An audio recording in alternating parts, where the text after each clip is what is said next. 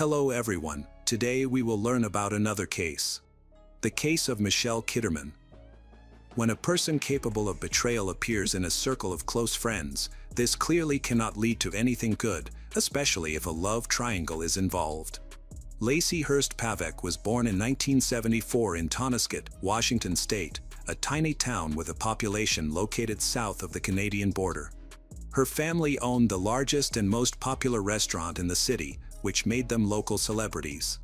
They were quite wealthy, everyone in the city knew and respected them, some were even afraid of them. According to eyewitnesses, Lacey always had trouble making friends. Many children avoided her because she belonged to a privileged background. However, this did not particularly worry Lacey. She had a narrow circle of trusted friends. In high school, Lacey dated boys but only experienced real feelings when she met a young man named Brandon. At least, that was her first love, which eventually developed into marriage. Unfortunately, this relationship did not last long. After some time, Lacey and Brandon decided to get a divorce, with Lacey being the initiator. They then began a fight for sole custody of their children. Lacey's influential family managed to provide her with the best divorce lawyer, and the children remained with her. According to Lacey, the reason for the separation was constant quarrels with her husband, although the specifics were never disclosed.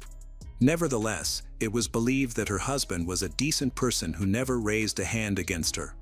After the divorce, Lacey got a job as a financial director at a car dealership, where she met a man named Danny Pavick. Danny was quite an attractive bachelor, well known in the city and a favorite among women. Many wanted to build a relationship with him, but he, by his own admission, was only interested in wealthy Lacey. Danny warmly accepted her and her children. Their relationship before the wedding lasted almost 8 years, and finally, Lacey had everything she had dreamed of: a family, a new husband, a home, and a career. Despite being very busy, Lacey always found time to relax with her husband, friends, or relatives. Danny was drawn to her cheerful life and willingly participated in various events. Among the regular members of their social circle were friends from high school, including one of Lacey's few friends, Tansy. Tansy was known as a party girl, which made her hesitant to make friendships. She was also involved in distributing illegal substances and loved to throw parties wherever she went. Tansy had a large circle of friends and acquaintances, also from the same town, Michelle Kitterman. She was born on May 12, 1983, alongside her twin sister, Danielle Kitterman. They was born into a loving family and initially lived in Richland, Washington. The sisters shared a very close relationship, and they also had an older sister named Melinda. Despite being born prematurely, the twins grew up healthy in Benton City, Washington, after moving there due to their father's work.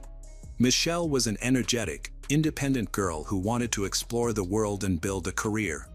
While not particularly interested in family, she was open to having children. Seeking a better life, Michelle moved to Virginia and lived in Maryland for some time.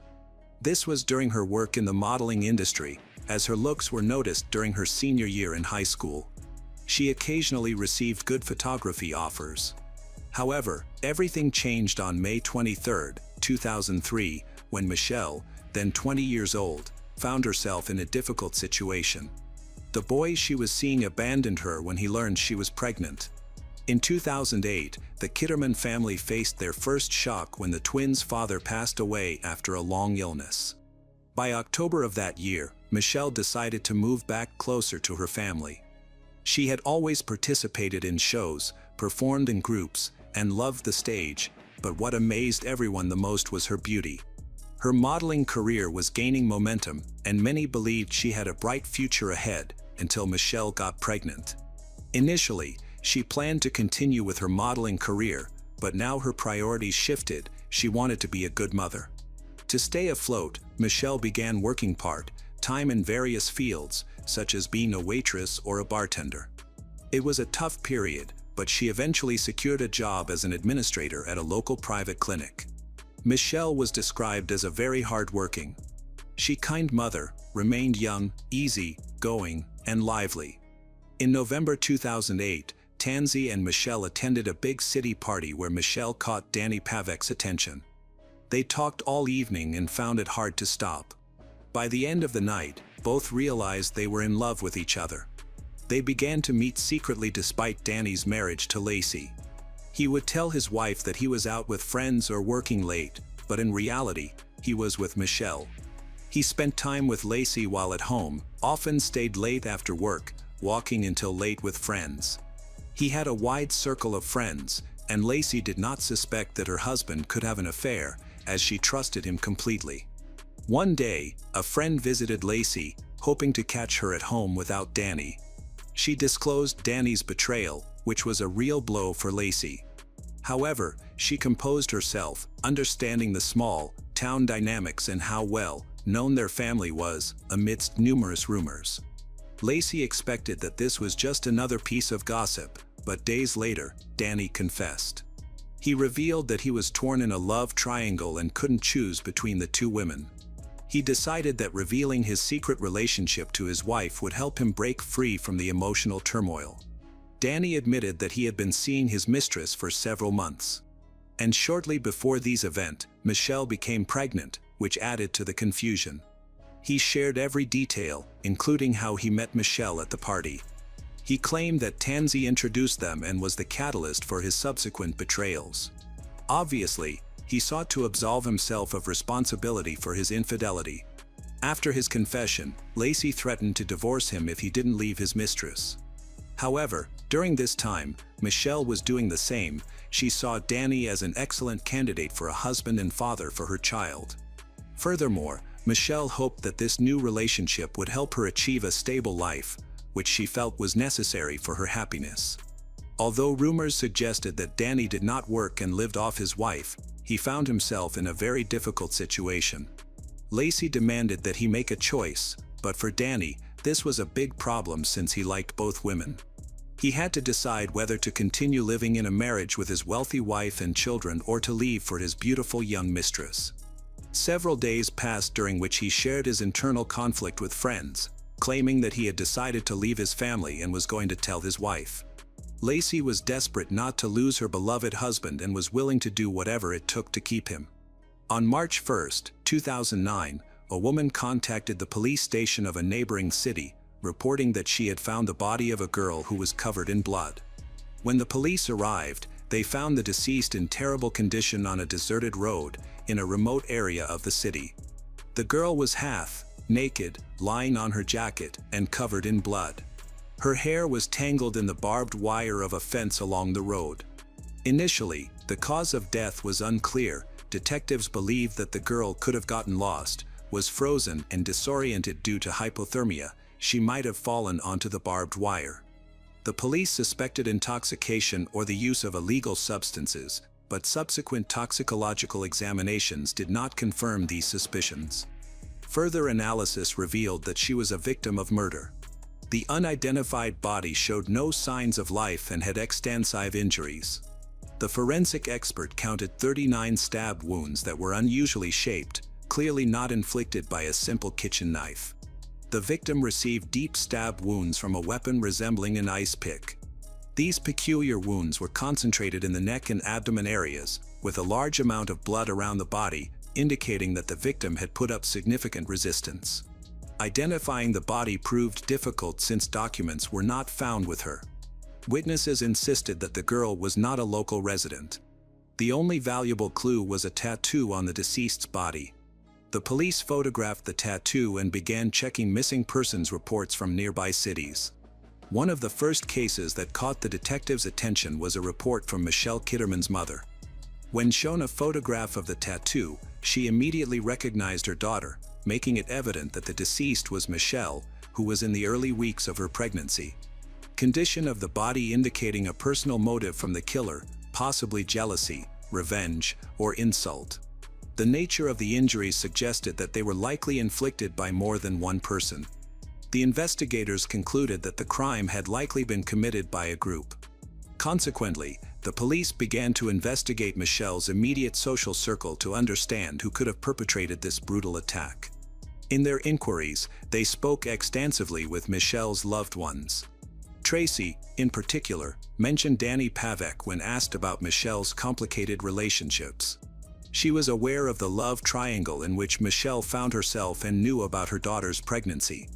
Michelle had expressed her desire to keep the baby and to pursue a life with Danny, aiming to take him away from Lacey, who he had been seeing on the side for several months.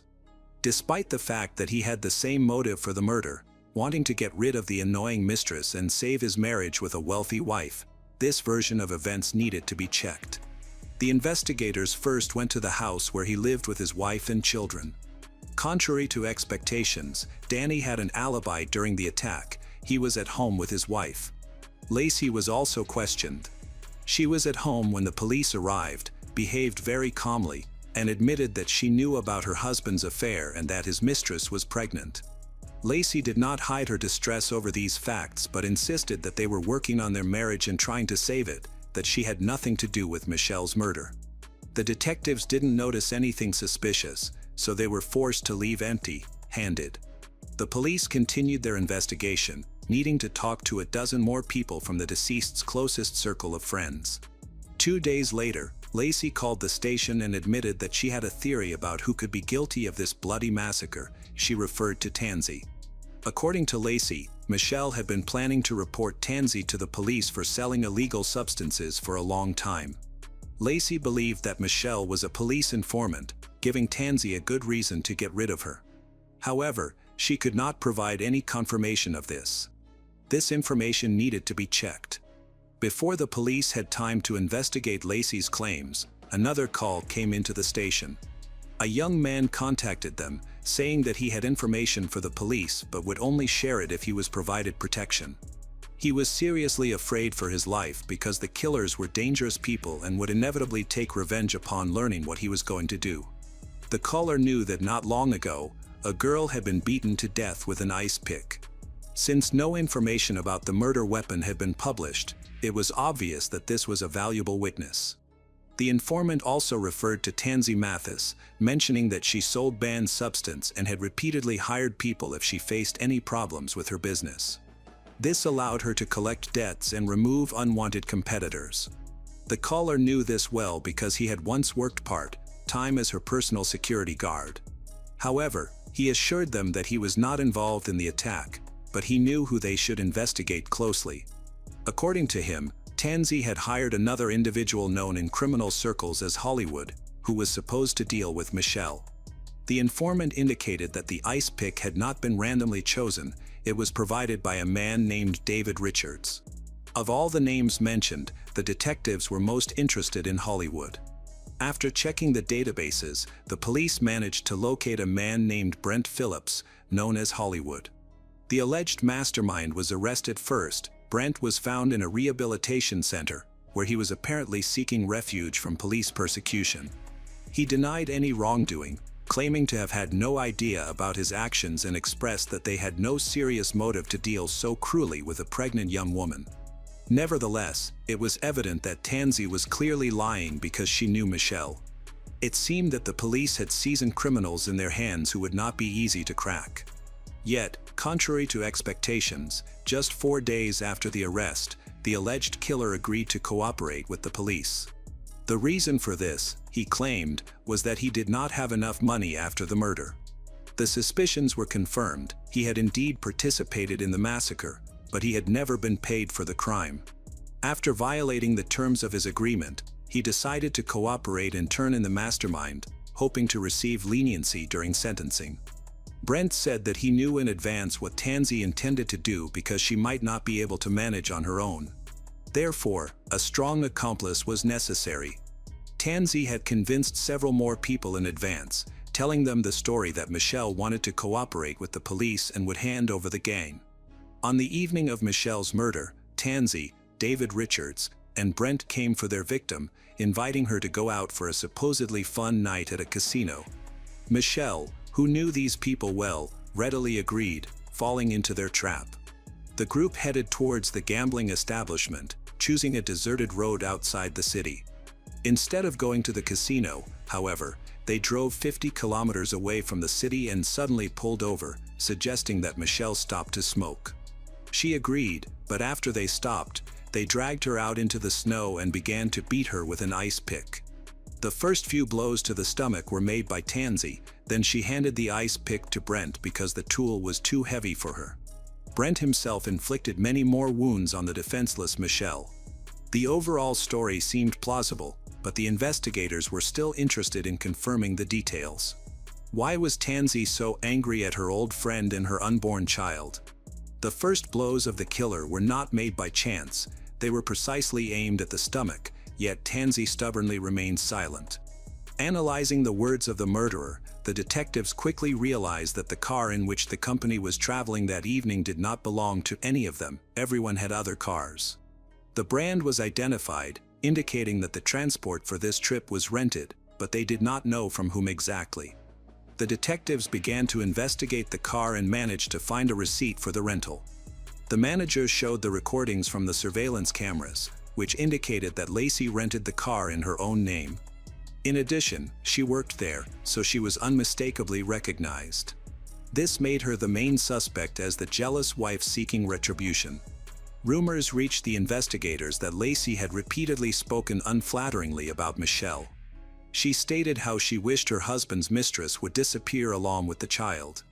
Naturally, she had the most compelling motive for committing the crime, but it was not possible to connect the daughter of an influential family with the bloody massacre, at least until investigators found her at the car dealership. So, Lacey added to list of potential suspects. Curiously, bail amounts of $1 million were set for the other detainees, which no one could pay, while only $250,000 was set for Lacey. Everyone thought this was connected to her powerful family, which especially outraged the victim's family. This decision was a real shock. Michelle's mother and sisters thought that this could be a conspiracy and that they were all in danger. Trials against each of the criminals began, starting with Brent's hearing on charges of first-degree murder of Michelle and first-degree assault on her unborn baby. Phillips was found guilty on all charges and sentenced to 26 years in prison. At the trial, Brent admitted that Tansy turned him against Michelle by telling him that Michelle will report him to the police because he is involved in banned substance trafficking. A similar situation occurred with a third accomplice. The lie worked with all of this. Tansy was found guilty of first-degree murder and first-degree manslaughter due to the fact that the unborn child died. It was believed that she inflicted the deepest blows with an ice pick that injured the baby. In addition, she was charged with first-degree kidnapping and concealment of material evidence. The punishment chosen was life imprisonment without the right to parole. Furthermore, for all the crimes committed, Tansy received additional sentences under other charges, totaling 19 years. Tansy admitted that she had committed the crime at Lacey's request, while her accomplice David Richards, who provided assistance, received 17 years in prison for complicity in the murder. All these hearings went fairly quickly, but Lacey's case stalled from the very beginning. The lawyer insisted that she did not want to kill anyone, but only intended to intimidate the homewrecker. The murder occurred because the criminals could not control the situation. She continued to claim that it was Tansy who initiated the attack because Michelle planned to report her illicit activities to the police. Lacey removed all responsibility from herself, denying any connection to the criminal acts. Lacey's defense immediately went to work and repeatedly delayed the hearings, prolonging the defendant's freedom. This made the situation even more tense because Lacey had rented a car, what rich woman would rent a car for? All this raised serious doubts. Recordings of telephone conversations between the participants in a conspiracy were analyzed, confirming that Lacey and Tansy called each other many times on the night of the crime. This clearly did not happen by coincidence. Additionally, even during her initial communication with the police, Lacey openly expressed her dislike for Michelle and stated that she wanted her mistress to disappear from their lives forever. Interestingly, when the detectives decided to talk to Lacey's husband, Danny, who started this love triangle, it turned out that he was on the run. This went on for about a week, leading to an arrest warrant being issued for him. It was believed that he was also an accomplice in the conspiracy. At the time of his arrest, Danny Pavek was unemployed. While on the run, he got by with odd jobs. Despite plans to leave Lacey, his alleged complicity was never confirmed by the Supreme Court, which made the case quite confusing. Only a year and a half after Michelle's death, The trial of Lacey began on November 10, 2010. After 5 hours of deliberation, the jury returned a guilty verdict against Tansy Mathis. She is charged with aggravated first-degree murder of Michelle Kitterman and first-degree manslaughter for killing Michelle's unborn child. In December 2010, she was sentenced to life in prison without the possibility of parole. The very next day after the verdict was passed, Lacey filed an appeal, insisting that the prosecution was biased, her privacy was violated during the collection of evidence, and she pointed out other inconsistencies and violations, none of which were confirmed or were insignificant in light of the crime committed. Her last appeal was rejected in June 2012. Lacey remains behind bars at the Washington Correctional Center for Women. Tansy, David, and Brent are also still in the correctional facility. They will be eligible for parole in 2041.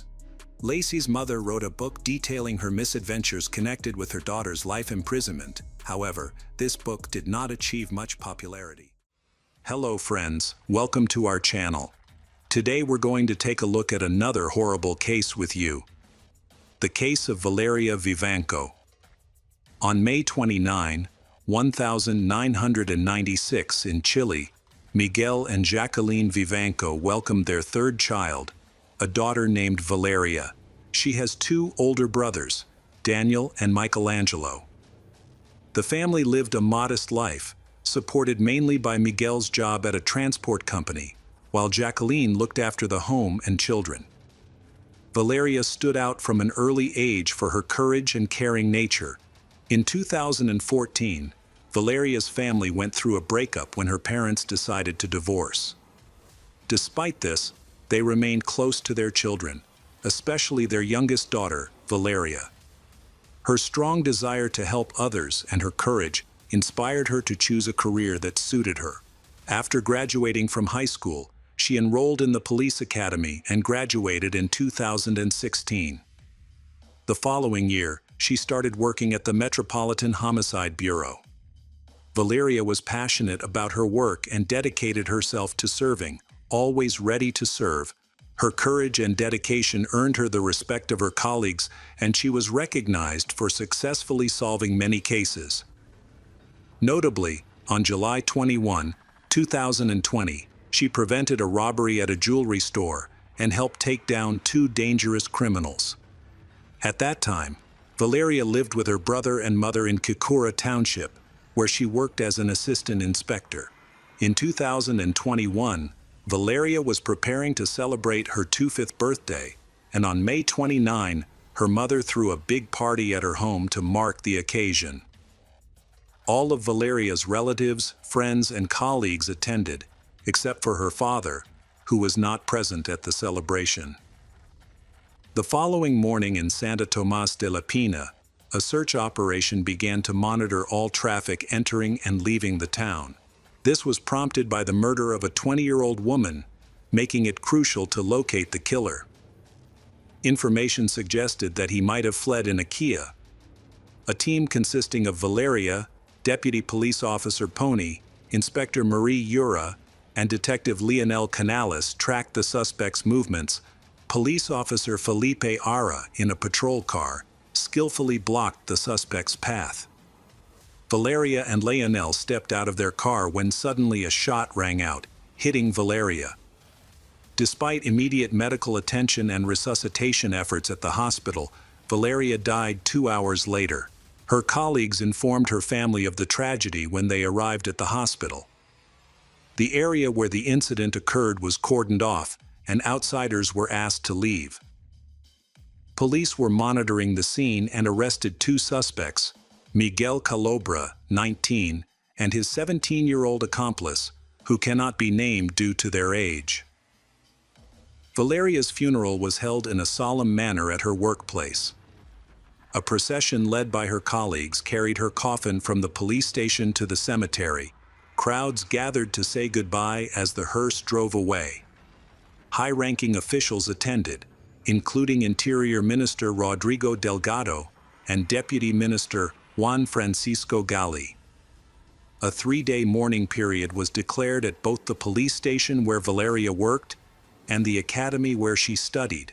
Hector Espinosa, head of the Homicide Investigation Department, presented a Chilean flag to Valeria's parents, who displayed it in their home alongside a photo of their daughter.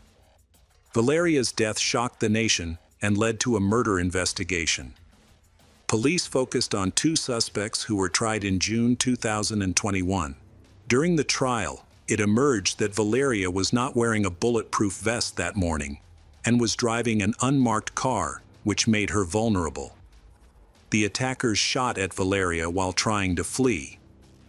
After the trial, the main suspects were detained for 6 months as the investigation continued. In August 2021, when 3 police officers were suddenly fired, concerns arose about their possible involvement in Valeria's death. On August 2, at the request of the district attorney, Valeria's parents attended a meeting where Inspector Juan Carlos Scarra publicly apologized to them on behalf of the police. Valeria was killed by a bullet from a colleague's pistol, causing outrage among Valeria's family.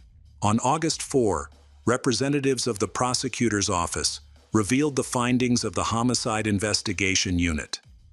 They indicated that a bullet fired from the police pistol. The 3 police officers who accompanied Valeria that morning may have been involved in her death. In fact, about 2-3 hours after Valeria's death, the police arrested 2 suspects, Miguel Calobra and his 17-year-old accomplice. Miguel admitted to his relatives that he did not shoot Valeria. His mother even filed a statement with the prosecutor's office declaring her son innocent and asking for verification of the facts. On July 29, 2021, the prosecutor received a report from the forensic laboratory. This report revealed that the pistol and bullets that killed Valeria belonged to her associates in that operation. Additionally, on June 17, experts from the Bureau launched an investigation into 3 police officers who were present with Valeria at the time. Police officer Jose Garra reported that gunpowder residue was found on Leonel Contreras' hands. This information reached department management but was not used in the investigation for unclear reasons. With these findings, the prosecutor's office filed an administrative lawsuit against 3 of Valeria's colleagues. They were subsequently suspended from the police force on August 9. The 3 police officers and 2 detained suspects were present at trial. Valeria's relatives were also invited. Felipe Ara spoke first, explaining that just before the gunshots, he was in a position where he saw Valeria. She was the first to get out of the car but turned back to get her keys and weapon.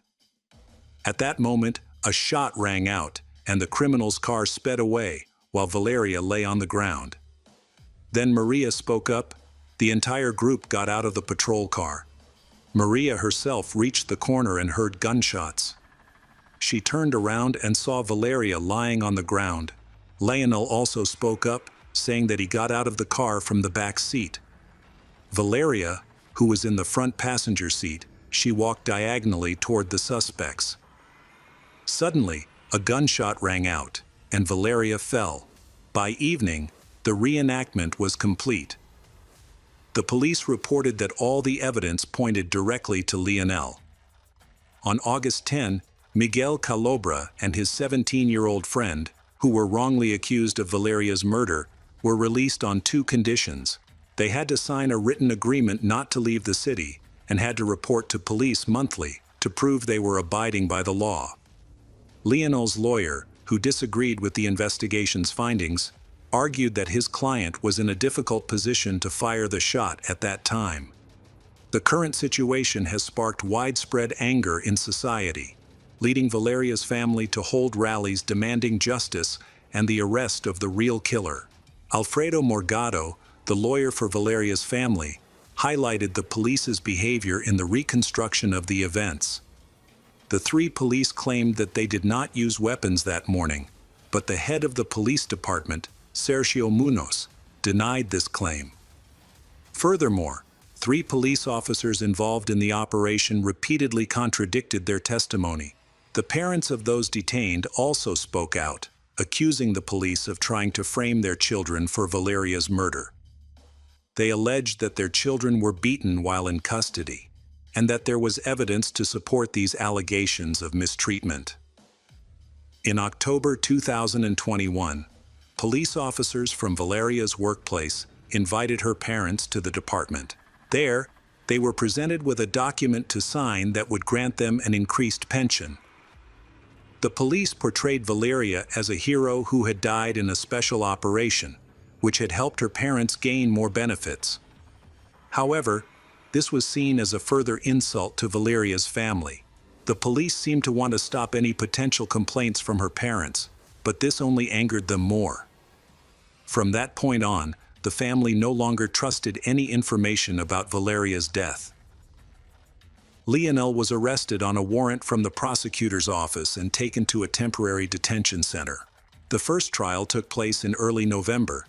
The prosecutor presented a report and autopsy results that showed that Lionel was the shooter that morning. While trying to stop Valeria's bleeding, Lionel attempted to hide his pistol. Lionel's defense argued that Lionel did not see the shooter and believed he was also injured. She claimed that Lionel could not have fired the shot due to the position he was standing in and the trajectory of the bullet that hit Valeria.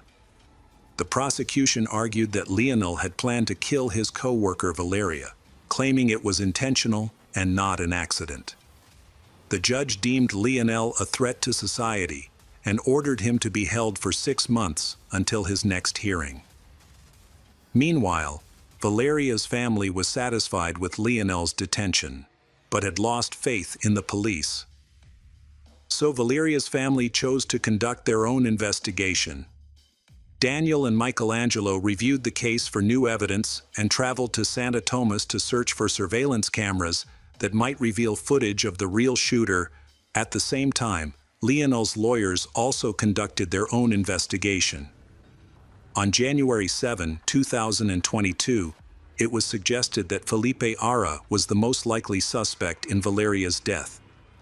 That morning, Felipe was in a patrol car, and he opened fire while he was in the driver's seat. His pistol was identical to the one used by the police officers. In addition, Felipe washed his hands thoroughly before the gunpowder residue analysis and later gave inconsistent testimony. He initially claimed that he heard a gunshot and saw Valeria fall, saying that he came to her aid. He later changed his testimony, saying that he heard a gunshot and saw Lionel helping Valeria. During his reenactment of the event, Felipe claimed that Valeria had returned to the car to get her gun and keys to chase the criminals. Over the next few months, he continued to change his story, remaining vague on the details. The details the lawyer provided could undermine any investigative efforts by the prosecutor's office. Valeria's family expressed doubts about the competence of the police, and the idea that Felipe could have committed the crime began to seem plausible. Evidence gathered by Michelangelo and Daniel supported this theory. The judge soon considered the reports. However, Felipe Ara was listed as a witness in the case, although he had also been dismissed from the police, while Lionel remained the sole defendant. In July 2022, the court extended Lionel's detention. Shortly thereafter, in a second hearing, the defense continued to insist that Felipe Ara was the killer, while the prosecution focused on Lionel Contreras. Valeria's family and their lawyers launched their own investigation, leading prosecutors to request that the investigation be continued and new evidence be added to the case. Meanwhile, the prosecutor called Felipe Ara to testify. He claimed that he had not washed his hands before analyzing the gunpowder residue, and that Valeria's blood was on his fingers and sleeve when he assisted her. He also claimed that he had kept the gun with him since 2018 and had never exchanged the weapon with anyone. The trial is set to begin in March 2023, and prosecutors are asking for a minimum sentence of 15 years in prison for Lionel. Although Lionel is prohibited from speaking to the press, he violated this rule in May by inviting media representatives to his pretrial detention facility. He has publicly proclaimed his innocence, claiming that Felipe Ara shot Valeria in the back. A preliminary hearing was held on May 16, 2023, but did not result in any significant changes in the case. Lionel was cautioned for speaking to journalists. The next hearing was held on September 2nd. The prosecutor's office maintained its position. The prosecutor presented the following points. The patrol car driver prevented the criminals from escaping. At that time, 3 policemen got out of the car to persuade the criminals to surrender. Lionel used a weapon without a valid reason. The defense attorneys aimed to acquit Lionel based on a key argument. The prosecution lacked clear evidence proving that Lionel was the shooter. They claimed that the gun and gunpowder fell into his hands purely by accident when he was trying to assist Valeria. The court carefully considered the arguments from both sides and reached its decision on November 17. Lionel Contreras was found guilty of involuntary manslaughter. He was sentenced to 15 years in prison. Valeria's relatives were disappointed with the outcome and believed the sentence was lenient compared to the crime he committed. While Lionel faces punishment, Valeria's family still has many unanswered questions, such as the motive behind the crime and why the prosecutor's office did not investigate these motives. One of the city's squares has been named in honor of Valeria Vivanco. Every year on the anniversary of her death, a memorial event is held where flowers are laid in her memory. The crime has highlighted widespread corruption in the police force, leading to the dismissal of 16 officers from the investigative agency. Valeria's family believes that she solved challenging cases that made her a burden to many, including those in the police department. She died tragically under mysterious circumstances, and the reasons behind her death may never be revealed. Even if her family uncovers new evidence, it is unlikely that the investigation will be reopened or that there will be a trial. Hi everyone, thanks for returning. Let's unravel another horrible case. The case of Estibaliz Carranza. Estibaliz was born in September 1978 in Guadalajara, Mexico. Her father is Armando, a psychologist, journalist, and author of books on esotericism. Her mother is Angela, Spanish. In 1983, at the age of 5, Estibaliz left Mexico with his parents and younger brother, settled in Barcelona, Spain. Estibaliz had a fairly normal childhood, although her father, Armando, was very strict and not easygoing. Her father's anger made her think of ways to get rid of him. Despite this, he let her study at prestigious schools and later supported her studies at the Autonomous University of Barcelona. As she grew up, she became sociable and had many friends. However, she also suffered from frequent mood swings and anger, during which she could become quite aggressive. As an adult, Estibaliz moved to Germany and lived in Munich for a while. She used her connections to find work, and she landed a job at an ice cream parlor in the nearby city of Nuremberg. She spoke German fluently, which helped her settle in easily, and her friendly demeanor made it easy for her to connect with the locals. While working at the ice cream parlor, she met her first husband, Holger Holtz, who sold refrigerators and was part of the Krishna religious community. He was 14 years older than she, and a few weeks after they met, he proposed to her because he was passionately in love with her. They soon married and moved to Berlin. Estibaliz found various jobs, but her life was not fulfilling. Right after the wedding, she and her husband Holger had a conflict. Despite his successful career, but he began to insult and physically abuse her. Nevertheless, they continued their married life, and in 2000, they relocated to Vienna, Austria. In Vienna, they had the opportunity to start their own business, opening the ice cream parlor Schlee Cherry on the busy Oswald Gass Street. The ice cream shop quickly became famous with the locals. Nearby was the Iman hairdressing salon, and at the end of the building's lobby, a staircase led to apartments on the upper floors. There was also a basement entrance located under the stairs. Estibaliz and Holger made a large sum of money.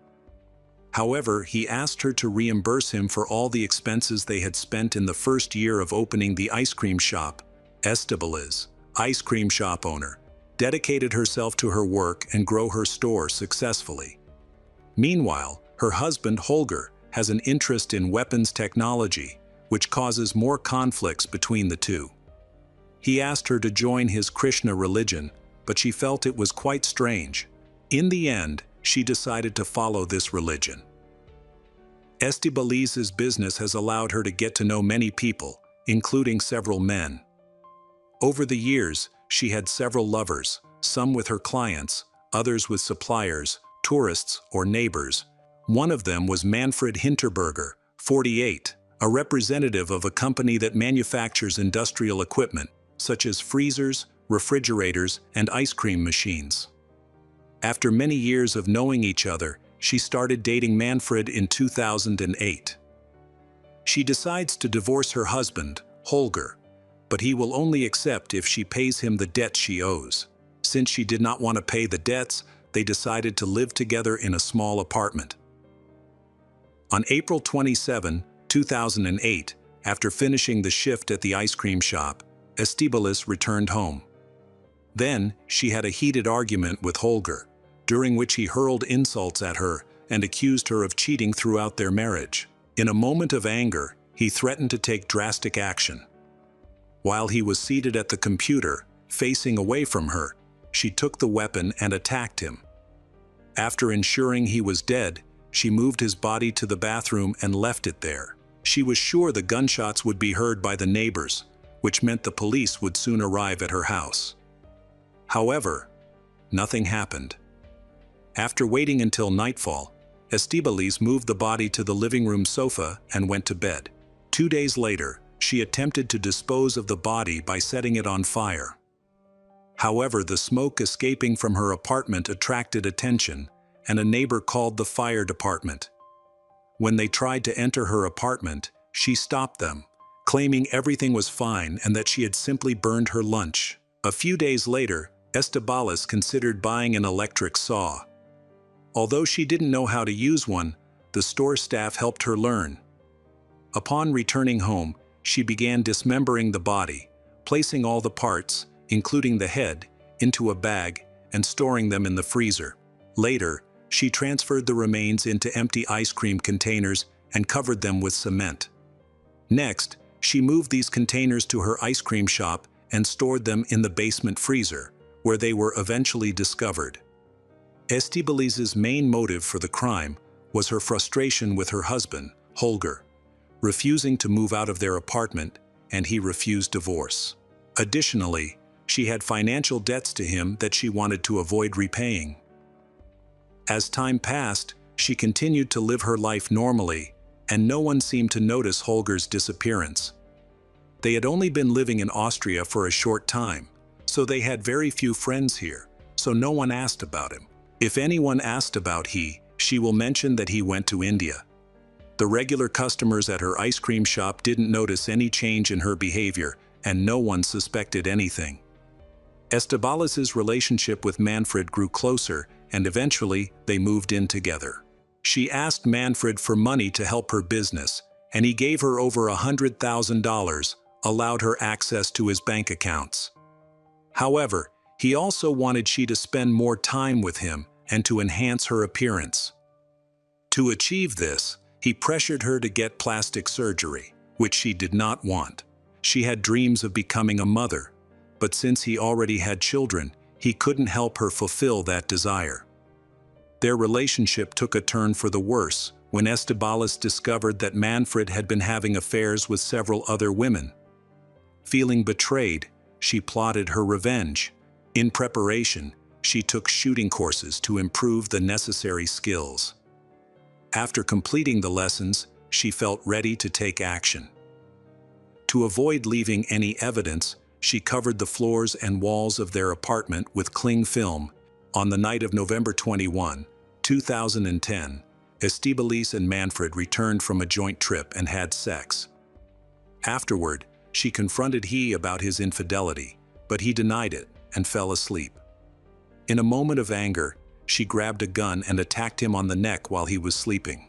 She left his body on the bed for the entire day before moving it to the bathroom. Using an electric saw, she cut the body into pieces, this time doing so with more care and skill. Estibaliz couldn't find any cement, so she decided to store the body parts in a refrigeration unit in the basement. However, the unit couldn't fit the entire body, leaving her to hide most of the remains in her apartment, where she covered them with cat litter to minimize the smell of decomposition. After taking care of this, she continued with her daily routine. Meanwhile, Manfred's relatives began to ask about his whereabouts. Estibaliz told them that he had left for Thailand. They believed her story and stopped asking further questions. Shortly after, Estibaliz met Ronald, an Austrian man. He became her lover and the father of her unborn child. It seemed like her life was getting better. After all, she had managed to evade the consequences of her previous actions. Who would suspect that this charming and friendly woman, known by everyone as kind-hearted, was capable of such deeds?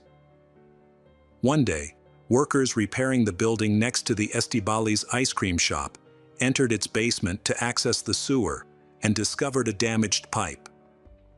The building's common drainage system is located in the storage rooms, which are separate small basements used for storage. As they entered the basement, they smelled rottenness mixed with cat litter deodorant, which piqued their curiosity. They traced the odor to two large freezers that appeared to have been abandoned for a long time. When they opened the freezers, they were shocked to find containers filled with cement. Inside one freezer, they saw a hand and a leg, in the other, a head.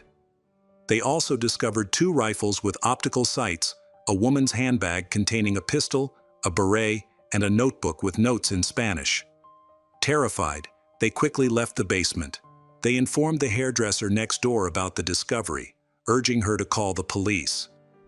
When the police arrived, they searched the basement and found the remains of two dismembered bodies. One was in several pieces, while the other was just a severed head, all encased in cement-filled containers. The remains were sent to the forensic medical examination in Vienna. During the initial investigation, authorities were unable to determine who owned the basement. This was because the basement had not been used for a long time, and no other suspicious items were discovered. Investigators began to analyze the evidence they had collected. The next day, after the police arrived at the crime scene, Estibaliz came to work. A neighbor informed her about the discovery in the building's basement and mentioned that the police had started an investigation. This news made her extremely worried, forcing her to quickly return home. She locked the ice cream shop and put up a temporarily closed sign. As she left, her face betrayed her nervousness, looking very different from her usual demeanor. Naturally, her worried expression caught the attention of nearby residents, who began to mock her as she crossed the street towards the bus stop. They saw her take out her phone to make a call before getting into a taxi. Then, she went to the bank, withdrew all her money, and then purchased a plane ticket to Paris. However, she was never able to use this ticket. Austrian police were waiting for her at the airport. They were aware of the ticket she had purchased, but realized she had not checked in for her flight. Police issued a warrant for her arrest on Wednesday, June 8, 2011, after a search warrant was issued. Investigators believe the containers found in the basement belonged to her ice cream shop, but locating her became difficult since she had stopped using her mobile phone. Meanwhile, she remained in Vienna, took another taxi, and asked the driver to take her to northern Italy. She then traveled to the mountains and reached Basu, from where she continued on for another 6 kilometers to Talamadsu, where she decided to stay in a hotel for a few days. Before arriving, she asked the taxi driver to book a room for her because she couldn't do it herself. Later, the taxi driver saw her picture in the news and informed the police that he had driven her there. Unfortunately, by that time, it was already too late. In this city, Estibaliz stayed for one night before taking a train to Udine, which is 50 kilometers from Almaty. There, she met Ivan, a street artist, who noticed her crying at a cafe and offered his help. When he approached her to ask if she needed help, she told him about her problems, especially her husband's cruelty that forced her to leave home. Ivan invited her to stay in his apartment for a few days. She agreed, and he offered her the couch while he slept in his bed. During her stay, Estebalas helped Ivan with cleaning, shopping, and cooking, and everything seemed fine, until he discovered her identity through a newspaper article. This revelation shocked and frightened him. He asked her to leave immediately, admitting that he knew she was evading the law. She denied his accusations. He then went to the nearest police station to inform them that Estebalas, a woman wanted by the authorities, was in his home. Ivan was surprised to find Estebalas waiting for the police at his house. She did not resist arrest. She was taken into custody as the primary suspect in several murders. She was arrested on June 10, 2011, at 7:30 a.m. in Udine, Italy. After her arrest, Estebalas was taken to the police station for questioning, where she confessed to 2 murders, one in 2008 and another in 2010. She used the same methods for both crimes, but claimed that the second murder was executed more skillfully. Meanwhile, Austrian authorities quickly requested her extradition, while in Italy, forensic experts identified the second victim as Manfred Hinterberger. During her interrogation, she attempted to justify her actions, saying that both men, Holger and Manfred, had subjected her to violence and cruelty. She felt very angry about the way they treated her. She described the murders as a response to the physical and psychological abuse she had suffered. Estebalas admitted that she had attacked Holger and Manfred on the head, then used an electric saw. She told investigators that she killed the first man, Holger, to improve her skills. She took shooting lessons and take a course on how to work with cement to prepare for the second murder, Manfred. At the time of her arrest in Italy, she was pregnant with Ronald's child, and during a medical examination, it was revealed that she was 2 months along. 14 days after her arrest, on June 24, 2011, Estebalas was extradited by an Austrian court and detained on suspicion of involvement in 2 murders. Her lawyer argued that although police testimony is considered legal evidence under Italian law, Austrian law is very different. He asked that it not be admitted as evidence in her case. He said he planned to sue several Austrian tabloids for making the accusations against her. Estebalas was arrested and held in a prison in Vienna until January 11, 2012, when she was taken to the hospital to give birth. After her son was born, he was immediately given to his father. From the start of the trial, Estebalas admitted her guilt, while the prosecution and psychiatrists portrayed her as a ruthless, manipulative, and selfish individual. Despite being educated and fluent in 3 languages, she committed extreme acts for her own benefit. The defense argued that Estebalas was a victim of her own emotions. They claimed she was under the influence of illegal drugs and prescribed medications, stating she took 5 different drugs 3 times a day, including antidepressants and treatments for schizophrenia. However, evidence showed that her actions were intentional. She testified that Manfred pressured her to undergo numerous cosmetic surgeries, including nose jobs and Botox, and forced her to exercise constantly to maintain her figure, despite her long 12-hour shifts at the ice cream parlor. Estebalas alleged that people mocked her, which became unbearable for her, and ultimately led to her decision to kill Manfred. The psychiatrist explained that she simply didn't know how to reject men who made her unhappy. She resorted to an extreme solution. She believed the easiest way to deal with men who were no longer needed was to kill them. Whenever men brought her trouble or ridiculed her, she concluded that killing them was the best option. On November 22, 2012, Estebalas Carranza was found guilty of murdering Holger Holtz in 2008 and Manfred Hinterberger in 2010. She was sentenced to life imprisonment in a facility for the criminally insane. Along with her attorneys, she appealed the decision, but the sentence was upheld by the Higher Regional Court of Vienna on March 20, 2013. In November 2017, it was announced that Estibaliz would be transferred from a women's prison in Lower Austria to a prison in the market town of Upper Austria.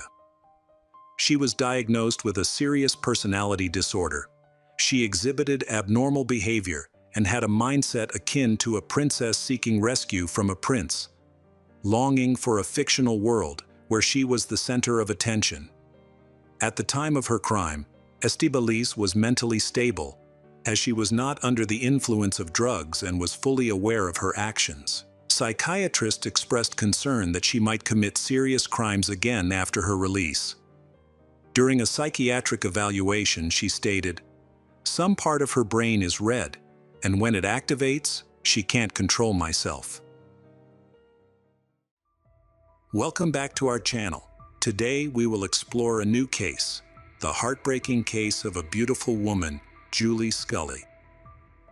Julie Marie Scully, an American woman, gave up everything to pursue love, but just a few months later, her body was found in a horrific state in a remote lake in Turkey. What turned her beautiful life into an international sensation case? Let's follow the case today. Julie was the daughter of Julia and John Scully.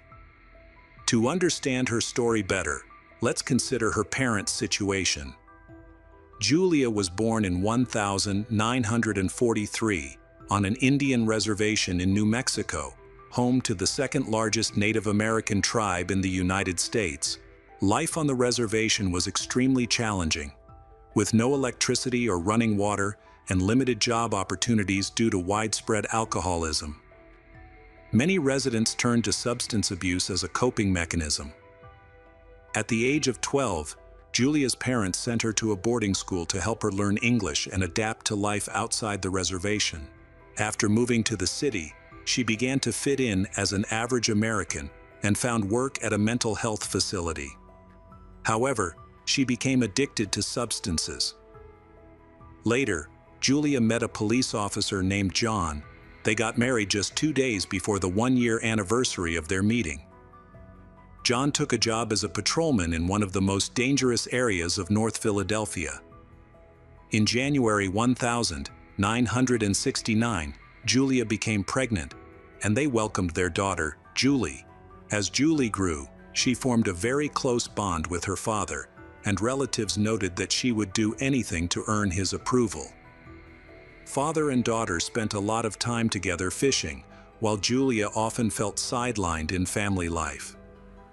During these times, she struggled with feelings of being an outsider. Although Julia hid her substance addiction, her erratic behavior raised concerns among those around her. Things worsened as Julia began to use more potent illegal additives. Despite this, on November 10, 1969, Julie's brother, John Patrick Scully, was born. The new baby quickly became the center of attention for their parents, leaving Julie feeling unloved and neglected.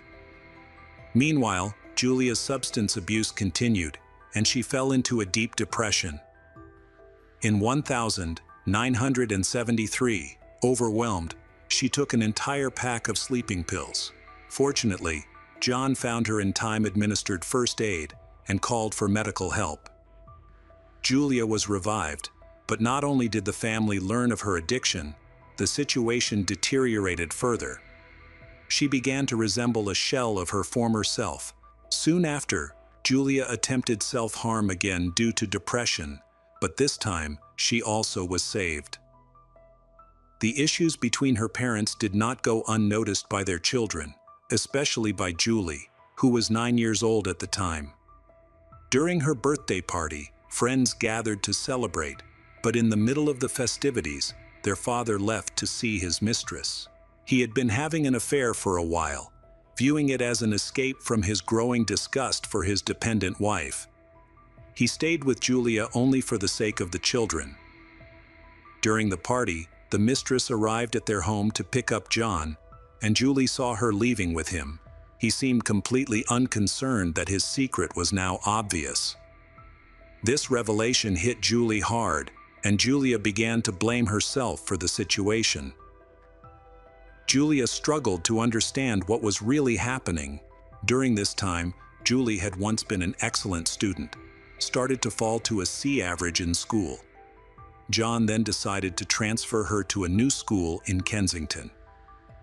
In here, Julie, a bright and beautiful girl, became very popular, but also fell in with a bad crowd.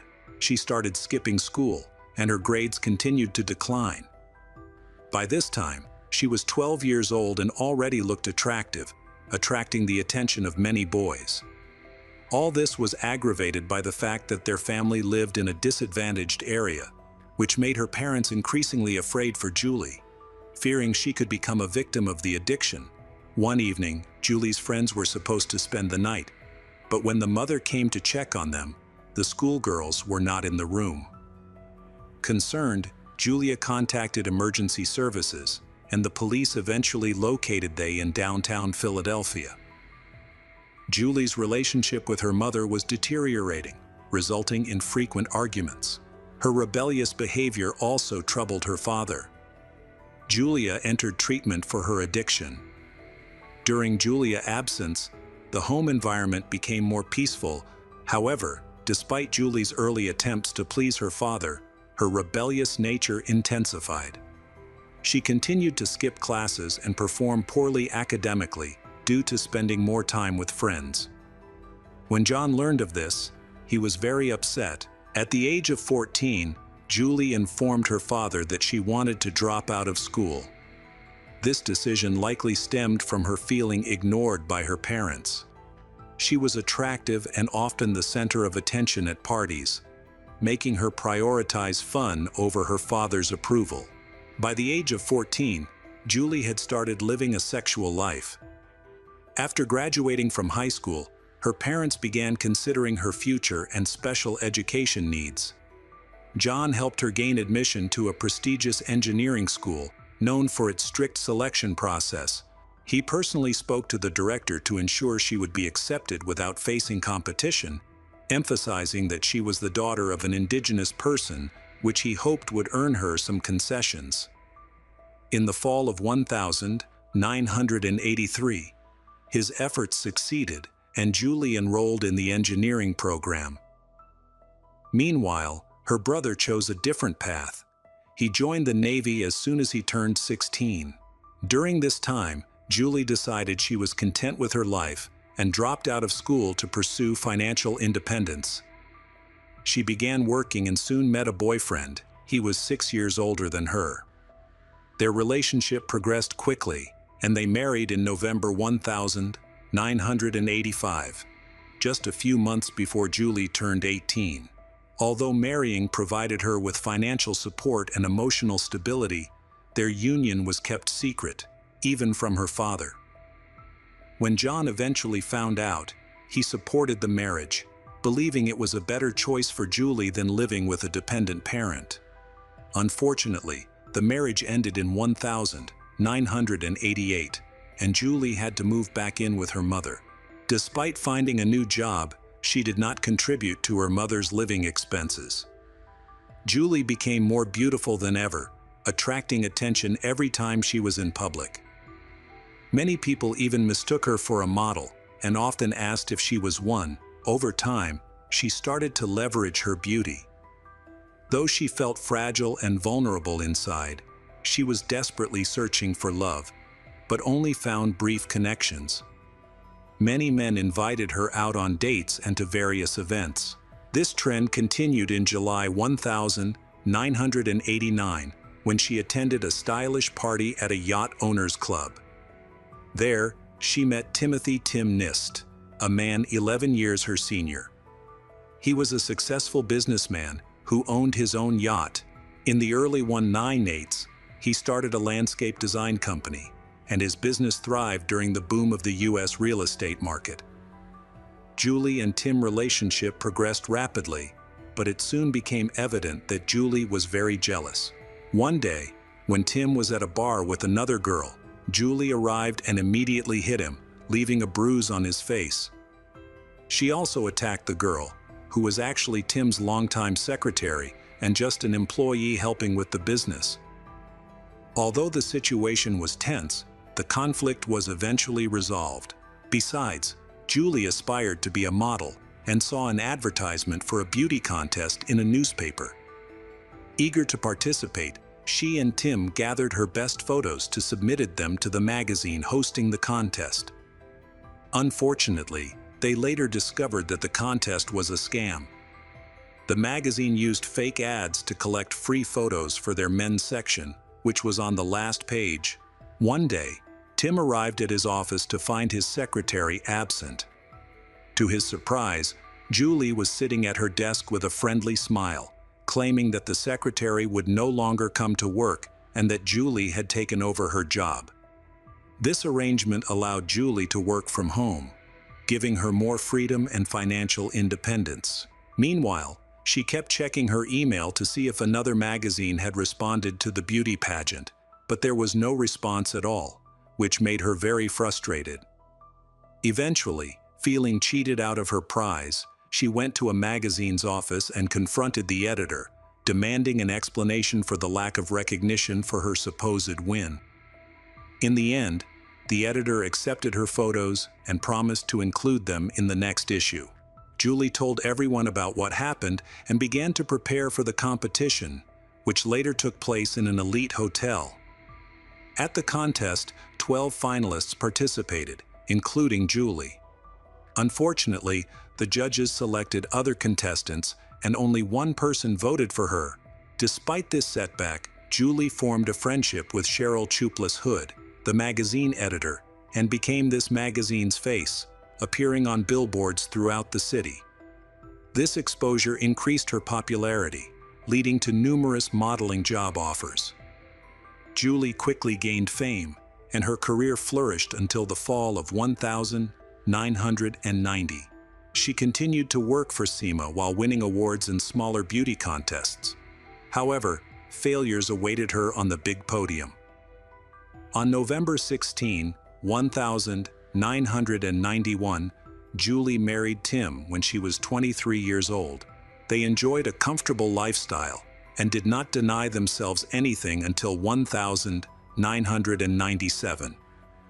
Julie's modeling career continued to grow, leading to more income and television appearances. However, she also began to struggle with alcohol abuse.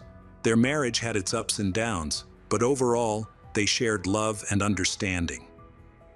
Tim wanted children, and they had the financial means to support a family, but Julie was hesitant, fearing it might jeopardize her modeling career. In February 1995, she became pregnant. Despite her friends' concerns, she continued to drink and smoke during this time. On November 26, 1996, she gave birth to a daughter named Katie, which profoundly transformed her life, which Julie willingly accepted. During this time, Julia overcame her addictions and started to actively support her granddaughter. However, they frequently argued about parenting. Soon after, Julie began to struggle with postpartum depression, feeling unhappy because her pregnancy had affected her figure. She became withdrawn and didn't make an effort to return to her former self. Around the same time, her relationship with Tim started to deteriorate, especially in April of that year. They were compelled to see a family psychologist. Julie felt that the therapist favored Tim, but the therapist was actually trying to help her confront her issues and past traumas. Ultimately, the psychologist concluded that Tim was not spending enough time with Julie, putting their marriage at risk. Julie felt lonely and started reaching out to her friends. She came home intoxicated on November 1.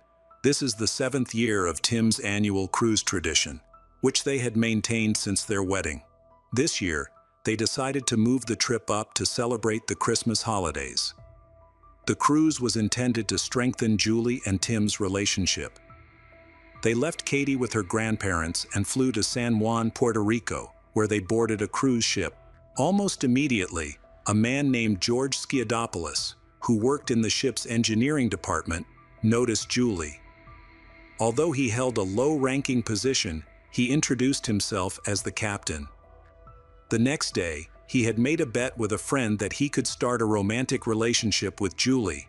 At just 22 years old and fresh out of college, George was at the beginning of his engineering career, but he looked respectable enough for Julie to believe him.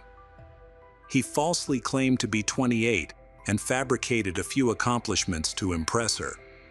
At that time, Julie was 29 years old, and she quickly became close to George. Tim noticed their interactions but was accustomed to Julie being friendly with strangers, so he didn't think much of it and felt no jealousy. Before a party, George offered Julie a tour of the engine room. During the tour, they shared a kiss, but nothing more happened afterward.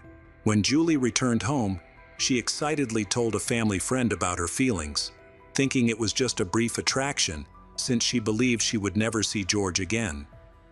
However, not long after, George sent Julie a seemingly innocent letter, and they began talking on the phone daily.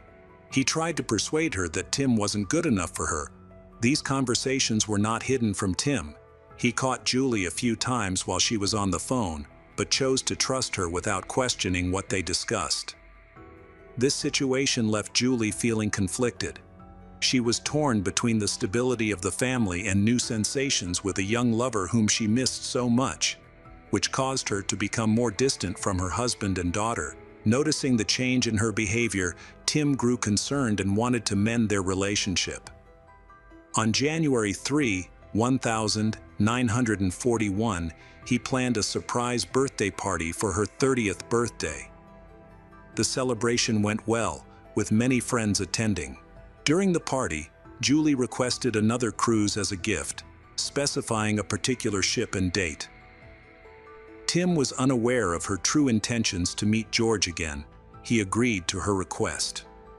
On February 13, Julie went on a cruise where she met George. After some intimate moments and returning home, Julie excitedly shared her experience with her friend Tony, who is also the godfather of Katie. Although he was trustworthy, it was hard for Tony to keep this secret to himself. Feeling a deep longing for George, Julie decided to visit him secretly. She framed the trip as a vacation with her mother and daughter. She revealed to her mother about her secret relationship, which led to disapproval. But this could not stop Julie. Initially, the plan was for Julie, Julia, and Katie to go to Florida together. However, by March 26, she left them behind and traveled to Puerto Rico, where she betrayed love of her husband. Upon returning, Julie began to communicate more openly with George. She would frequently talk to him on the phone, send flirty love letters via email, and even create a video sharing snippets of her life. All of this she did without hiding it from Tim, with whom she still lived. Using her husband's earnings, she started going to parties and drinking regularly. Tim noticed these changes and suggested that they see a family psychologist after 7 years of marriage. One day, Julie expressed her desire to break up with Tim, but he opposed the idea. She owned a share in Tim's business, which was generating about $1 million annually.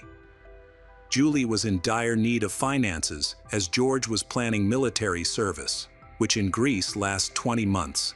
She attempted to help George obtain a visa to the USA, but by that time, she could no longer afford it. Struggling with emotional issues, she started taking antidepressants, which made George very angry, and he forbade her from continuing the medication. To impress her new boyfriend, Julie decided to get in shape. However, she had trouble sleeping due to taking sleeping pills and other strong medications, which led her to lose about 10 kg. She hoped to return to modeling to earn money, but George was very jealous and opposed her pursuing this career. Consequently, Julie had to abandon her plans. No one supported her relationship with this Greek man, not even Cheryl, who had previously shown interest in her. In a separate incident, Tim was unable to access a project document. When Julie refused to let him into her room, he had to call the police for help. Despite her resistance, he retrieved what he needed for work. Julie became paranoid, believing that Tim had hired a detective to spy on her.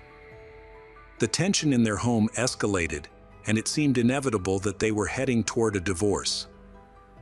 By midsummer, George and Julie secretly got engaged while they were in the United States.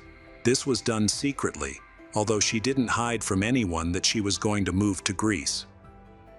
During this time, Tim started receiving monthly bills of $67 for international phone calls. Eventually, he discovered that she had been unfaithful to him by an engineer from a cruise ship, and they had been communicating with him behind his back. This revelation made Tim furious, and he decided to expedite the divorce process to eliminate any complications. In response, Julie attempted to restrict Tim's communication with Katie. She aimed to gain full custody so she could leave for another country without any obstacles, which Tim strongly opposed.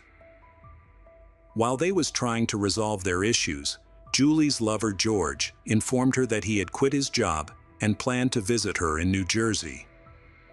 During this time, Julie was under significant stress due to ongoing conflicts with Tim, which even caused her hair to start falling out. However, she believed that all this was due to separation from her beloved. Additionally, she became increasingly paranoid and jealous, demanding constant communication and obsessing over other women in George's life. When George arrived in New Jersey, their relationship took on a more chaotic tone. He frequently asked Julie for money, pressuring her to spend more than she could afford. Because of this, she was forced to take money from Tim, while she completely limited him communication with their daughter. Tim went weeks without seeing her, which drove him to frustration. Meanwhile, George constantly deceived Julie about his financial situation and employment status. It was surprising how unattractive this man was, the beautiful Julie, who literally crouched before him and was ready to give up her well-established life for him. Julie's friends and family were puzzled by her behavior. They tried to convince her to rethink her feelings, as they couldn't comprehend why she would fall for a bald, unemployed man with rotten teeth who was manipulative, deceitful, and excessively jealous. Despite their concerns, Julie seemed infatuated with him. She planned to use her divorce settlement to pay for a professional hair transplant for her boyfriend and fix her own teeth. When Tim learned about her plans, he was outraged, especially since he felt Julie was involving Katie in this situation. He threatened that if she attempted to leave, he would take Katie away, and she would never see their child again. This threat likely dampened Julie's enthusiasm momentarily. She even told her friends that she had ended her relationship with George. However, this was only a temporary setback. A few weeks later, she went to Greece with George to further develop their relationship. During this time, Julie met the parents of George, and they enjoyed the weekend. Because of the religious views of the boyfriend's parents, Julie was forced to hide her marriage and her daughter, as well as her modeling past. When she returned home, she dreamed of a future with her lover. On December 1st, she planned to leave Tim and their shared home. That day, she also left Katie and checked into a hotel. After using a significant amount of psychoactive drugs, Julie traveled to Greece on December 8, 1998. While there, she and her partner made plans for marriage and their life together. George convinced her to open a joint bank account, claiming she needed help with the language barrier. In her infatuation, Julie deposited $80,000 into the account and left an additional $18,000 in cash for expenses. This was all the money she had, and then she vanished without a trace. On January 8, George called Julie's friend to report that she was missing.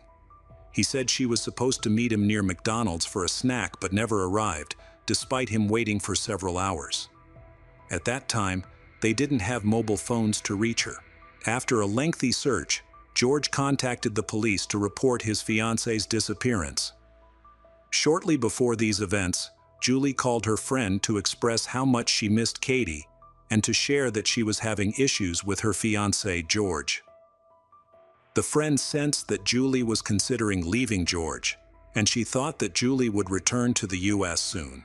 However, Julie never came back. Amid this, George's call was concerning. He informed her friend that Julie had disappeared and left her passport in the car, which the police later took. The problem was that George couldn't locate the officer who had taken the document, making his story seem suspicious. In response, the friend contacted Tim, who was the only one who could provide assistance. Tim quickly understood that Julie was in trouble. The last time she had reached out to her family in the US was on January 7, and since then, no one had heard from her. Julie's mother described George as pathetic. Not only was he unattractive, but he also seemed to lack self-control. There was an incident where George became aggressive towards Julie, when during an argument with Julie, he yelled at her, grabbed her by the throat and pushed her against the wall. He only released her when he heard the threat of police involvement. At this time, Julie attempted to end the relationship. Following this, Julia called the police, and George was deported. But then, despite the circumstances, Julie traveled to Greece to support her boyfriend. She defended him in every way possible, even taking responsibility for the attack. When she learned that Julie was missing, Julia suspected that her daughter's boyfriend was involved in her disappearance. George pretended to help with the search for Julie. During this time, Julie's family tried to reach the American embassy in Athens, but they faced a significant language barrier since no one at the Greek police stations involved in the investigation spoke English. In the United States, the FBI became involved in the case. It was revealed that Julie's passport had been with George the entire time, although he claimed he found it later. When George learned that the FBI was now investigating, he changed his story and said that Julie's documents had been stolen. His behavior grew increasingly suspicious. He attempted to withdraw money from their joint account, but was unsuccessful. The couple was scheduled to get married on January 23, 1999. During this time, news outlets were covering the story of the missing American woman. George became agitated when he spoke on the phone with Julie's friend, who had alerted the media, George insisting he was innocent. He even gave statements to the press and participated in interviews to defend himself. 16 days later, George, the main suspect, was in the interrogation room. He continued to stick to the story he had shared with the media. However, after 4 hours of questioning, the police got him to confess to killing his lover.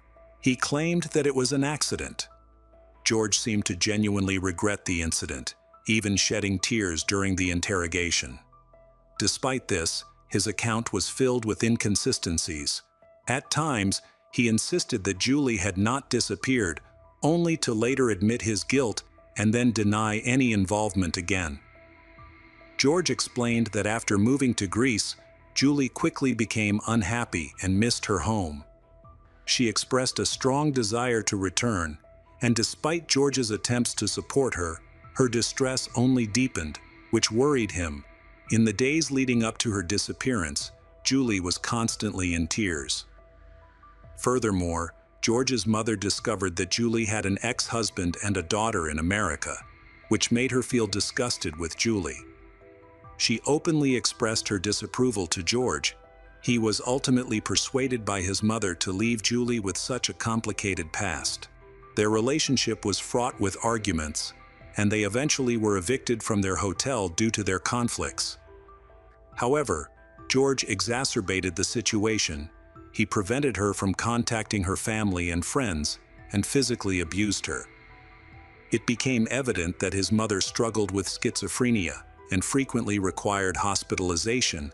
A lot of her issues seemed to have been passed down to George, who had an inflated sense of self-worth. As a result, he exhibited arrogant behavior. His manipulative tendencies were often noticed by friends and family.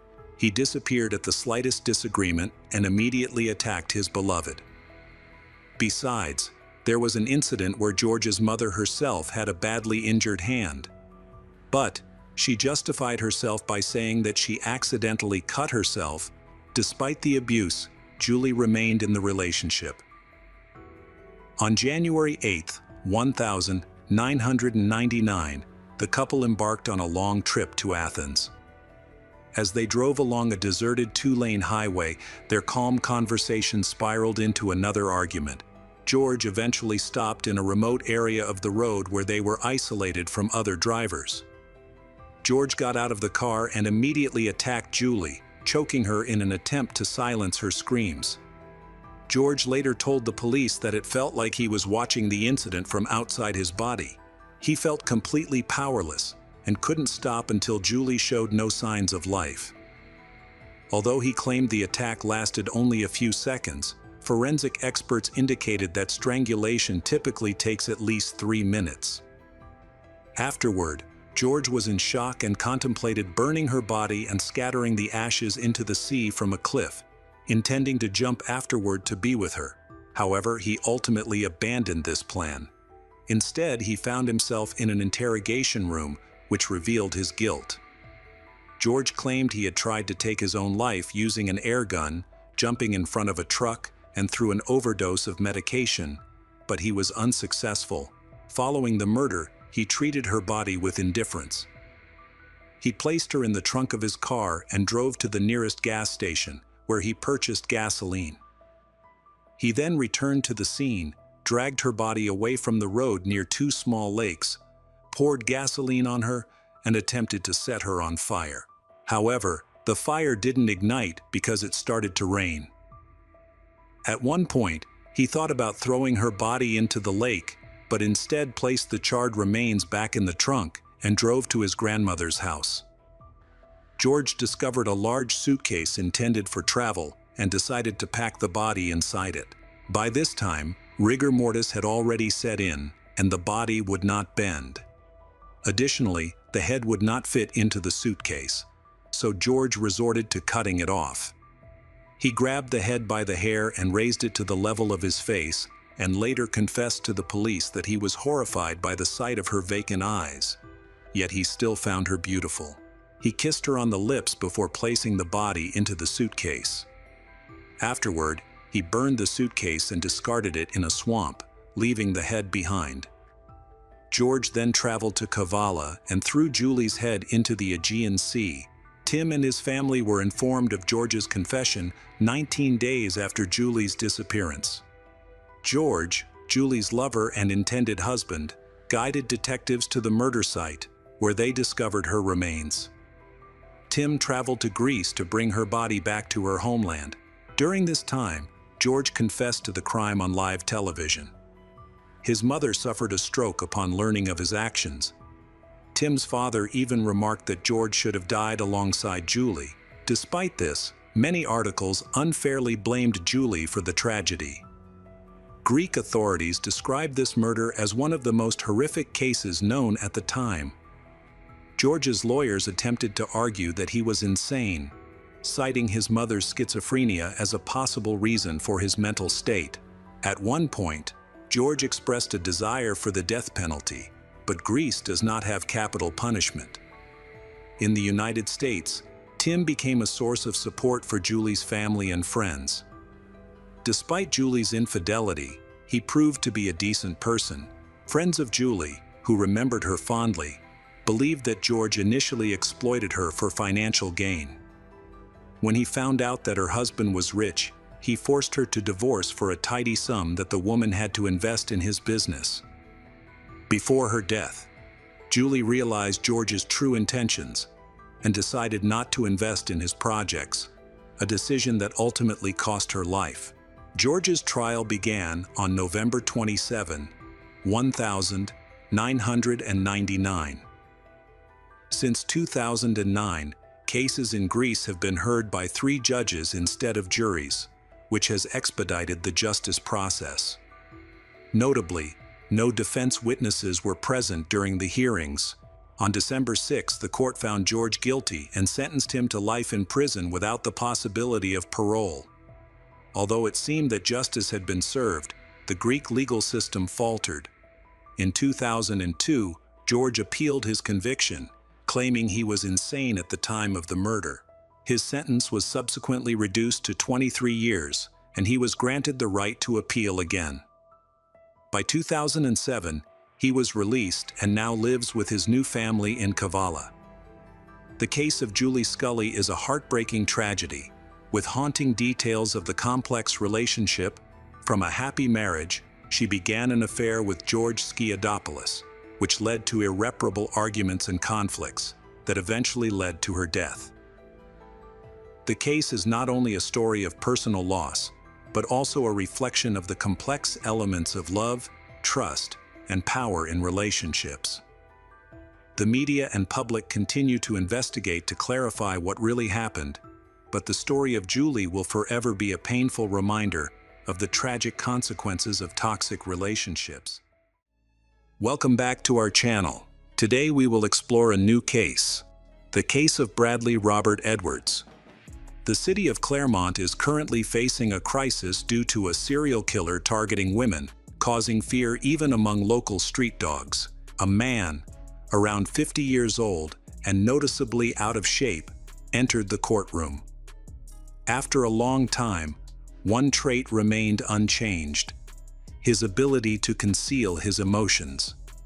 His name is Bradley Robert Edwards, and yet, people preferred his newspaper nickname much more: the Killer from Claremont. Edwards is a wealthy suburb of Perth, the capital of Western Australia. The community lived in fear after at least 3 girls vanished without a trace. In response to these disappearances, Edwards faced a 7-month trial in 2012. The trial included around 240 witnesses and analyzed over 1,000 pieces of evidence. According to the Australian justice system, this investigation was one of the most complex, extensive, costly, and protracted in the country's history.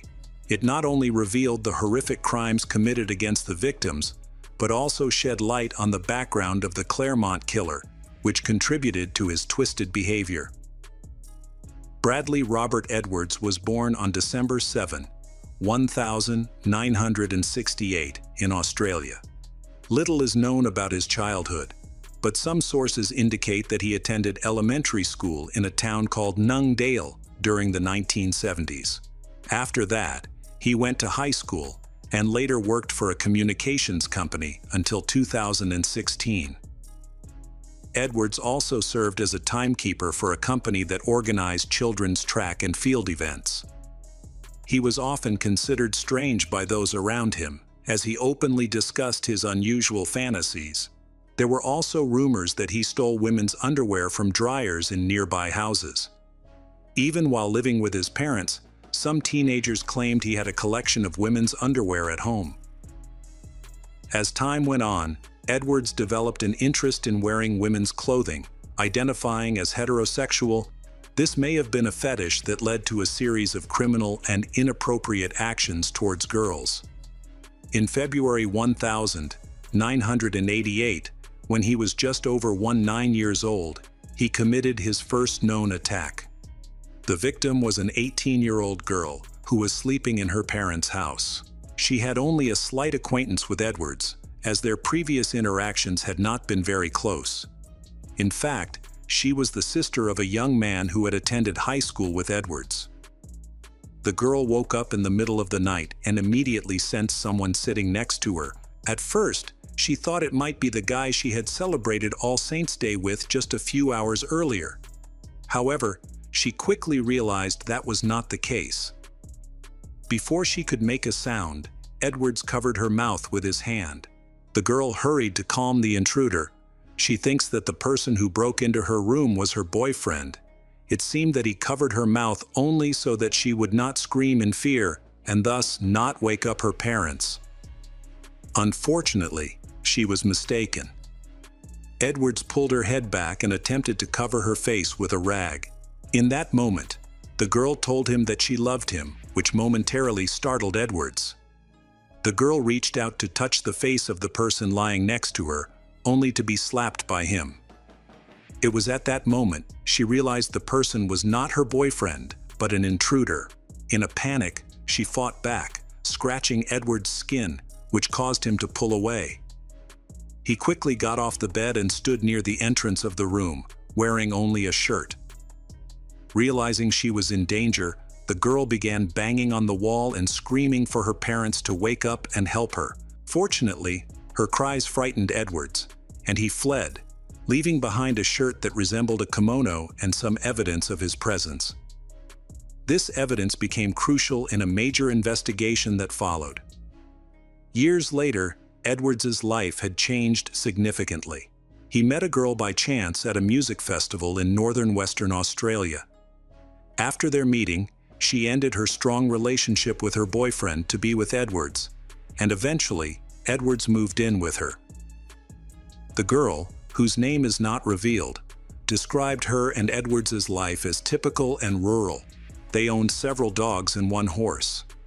Each day, Edwards would drive her to work in his van before starting his own job. Occasionally, they would visit friends at a nearby farm for dinner or a barbecue. Overall, their life was unremarkable. As time passed, they began to consider marriage, with Edwards being just 22 years old at the time. It seemed that the idea of marriage was mostly pushed by his girlfriend, while he did not express much eagerness to take that step. One day, she started asking him questions about his intentions regarding marriage, which unhappy him.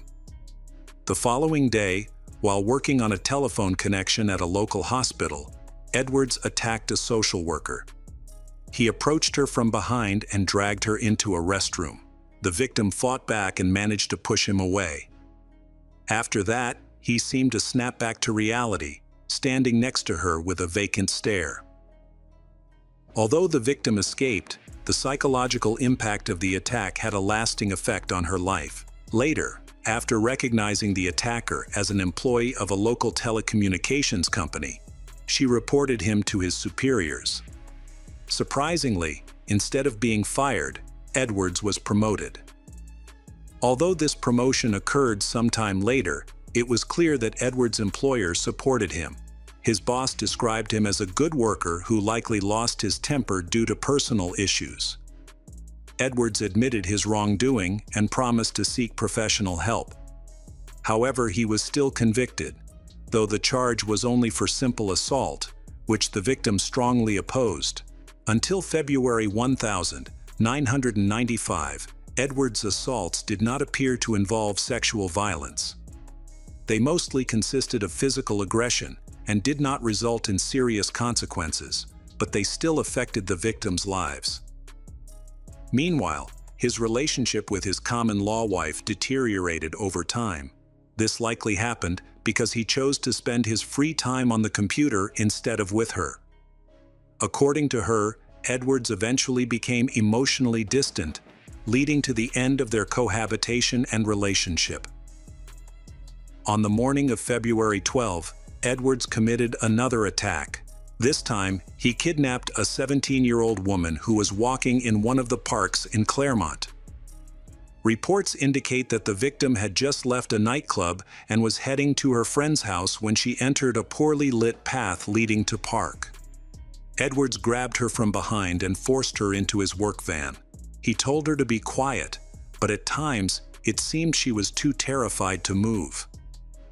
As he put her in the van, he covered her head with a canvas bag and tied her ankles with makeshift handcuffs before driving toward the cemetery. There, he acted out his violent fantasies. During this ordeal, the girl was so shocked that she couldn't make a sound. She was in disbelief that this was happening to her. When it was over, Edwards discarded her in the bushes and calmly left the scene. Once she realized he was gone, the victim opened her eyes and rushed to the nearest hospital for help. Almost a year later, on January 27, 1996, an 18-year-old secretary named Sarah Spears also went missing. She disappeared from a similar area after leaving a nightclub around 2:00 a.m. 6 minutes later, she attempted to call a taxi from a phone booth. Although Sarah lived in the south of Perth with her older sister, she gave a different address when calling for the taxi. By the time the car arrived, she was nowhere to be found, or possibly because the driver did not see her in the dark. Witnesses reported hearing loud screams on the night Sarah went missing in the area where she could have been. They also noted seeing an unusual van parked nearby, but no significant leads were found. Sarah grew up in rural Western Australia, where her father, Don, worked primarily as a sheep shearer, a common occupation in the area. Sarah attended a boarding school in Perth and later took secretarial courses, eventually securing a job at a consulting company. Before her disappearance, she lived with her older sister, and they shared a close bond. Her family described her as cautious, which made it surprising that she chose to leave the nightclub alone. Around the same time Sarah disappeared, Edwards's relationship with his girlfriend was on the verge of ending. She had started seeing another man and may have even fallen in love with him. Initially, they were just friends and spent time together occasionally, but their relationship quickly evolved, prompting Edwards and his girlfriend to break up. They had shared responsibilities, including pets, a mortgage, and a car loan. A few months after their separation, Edwards' ex-girlfriend called to inform him that she was pregnant. It's unclear how he felt about this news, as he did not express any visible emotions. On June 9, 1996, another victim of Edwards went missing. This occurred around the time he learned that his ex-girlfriend was pregnant. The missing person was a 20-year-old nanny named Jane Rimmer. Before her disappearance, Jane had been out with friends, starting at a hotel called The Beach, then moving to the Hotel Continental, and finally heading to a nightclub. However, when they arrived at the nightclub, there was a long line at the entrance. Jane's friends decided to leave and called a taxi to go home, but she wanted to stay. The last known footage of Jane was captured by surveillance cameras at the Hotel Continental, where she was seen talking for several minutes to a dark-haired man who was facing away from the camera. Jane lived in an apartment in the western suburbs of Perth. Her mother reported that Jane had planned to have lunch with her the next day. According to her mother, it was unusual for Jane to miss such plans, especially since she typically came over to do her laundry around that time, which was part of her routine. Jane's relatives spoke with the police, described her as a cheerful, sociable, and friendly person. They mentioned that she enjoyed surfing and frequently visited the beach. Jane also loved children, which may explain why she took a job at a childcare services company after finishing school. Following her disappearance, police searched her home for clues, but they found nothing significant. After some time, local authorities established a special task force called the Macro Police to investigate two cases simultaneously. The first case involved the mysterious disappearance of Sarah on August 3, 1996. More than 50 days after Jane went missing, her remains were discovered by local citizens who were picking wildflowers about 40 kilometers from where she was believed to have been abducted.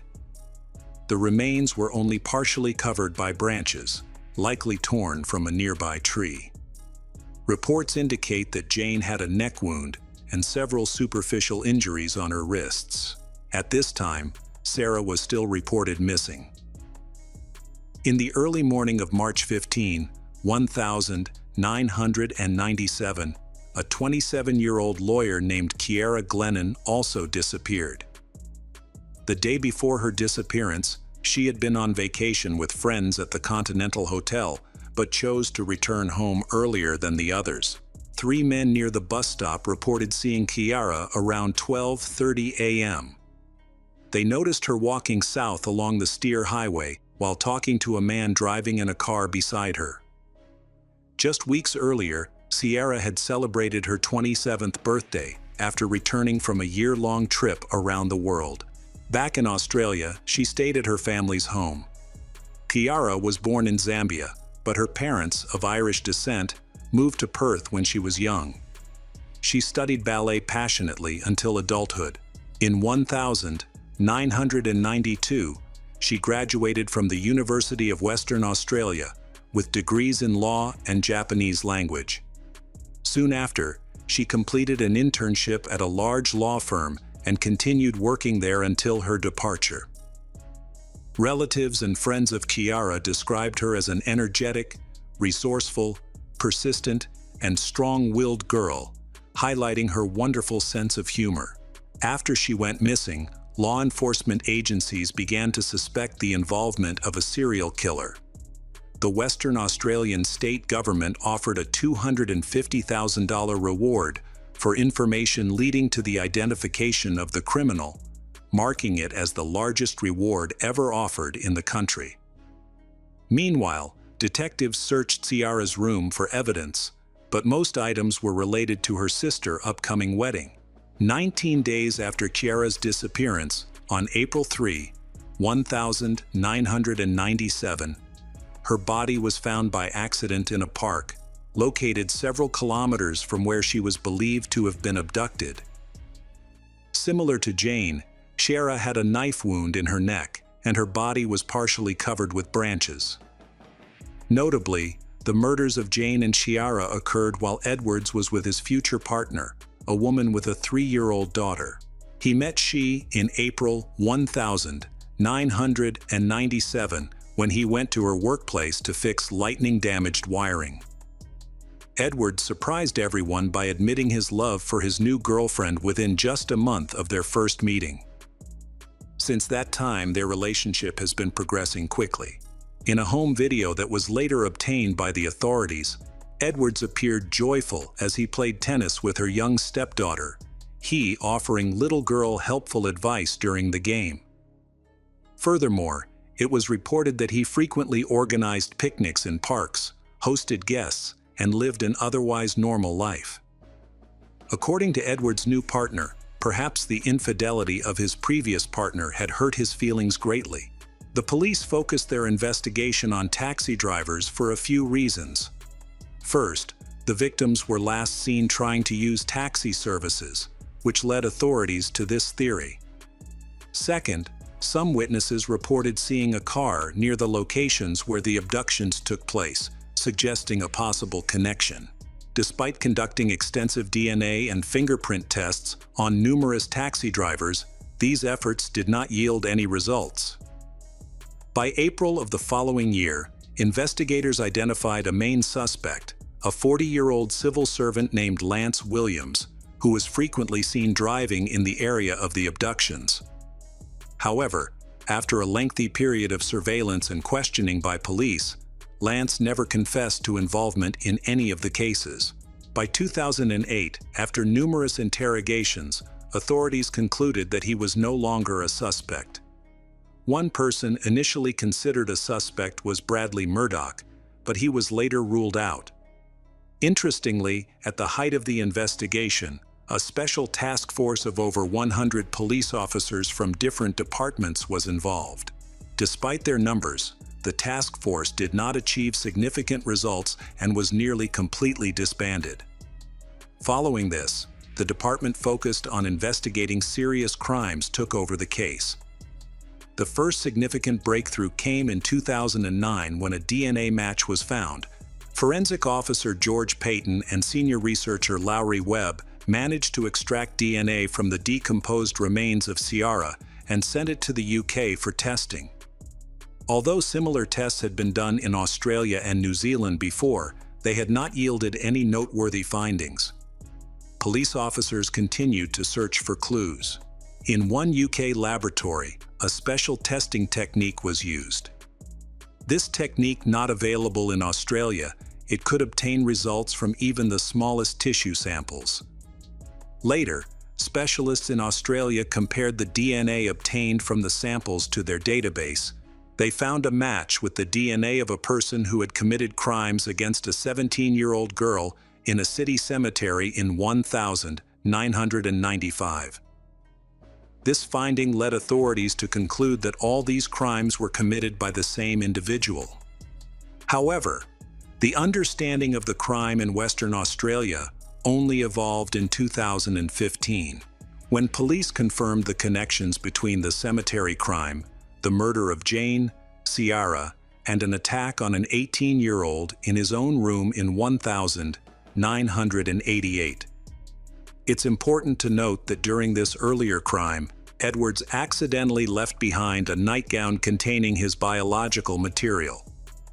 In the early morning of December 22, 2016, officers from the Western Australia State Police Tactical Response Unit entered the home of Edwards and took him. When they handcuffed him, his first reaction was, "What the hell is going on here?"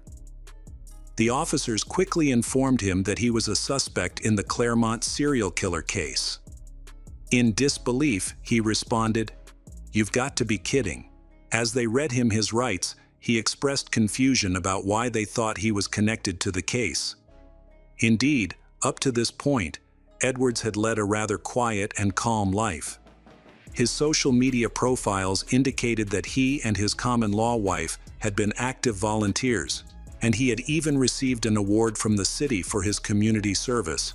He had crafted an image of a normal person, but whether he really was one is another question. The next day, Edwards was taken into custody. Formal charges were brought against him. Some of these charges included aggravated murder, kidnapping, indecent exposure, and sexual assault. Meanwhile, police began a thorough search of the house where Edwards had lived for several years. The evidence found in the garage was so disturbing that much of it could not be presented in a public trial. This evidence included various illegal pornographic materials, homemade sex toys, bags containing his genetic material secured with hair ties, and a large collection of women's underwear with openings for male genitalia.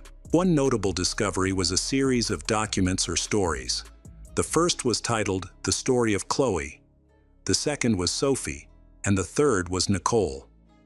All these stories shared a common theme: a man kidnapped victims. It was unclear whether he had written the stories himself or downloaded them from the internet. In late October 2019, Edwards pleaded guilty to 5 out of the 8 charges against him. Meanwhile, Edwards denied the murder charge, claiming he had no involvement in the crimes.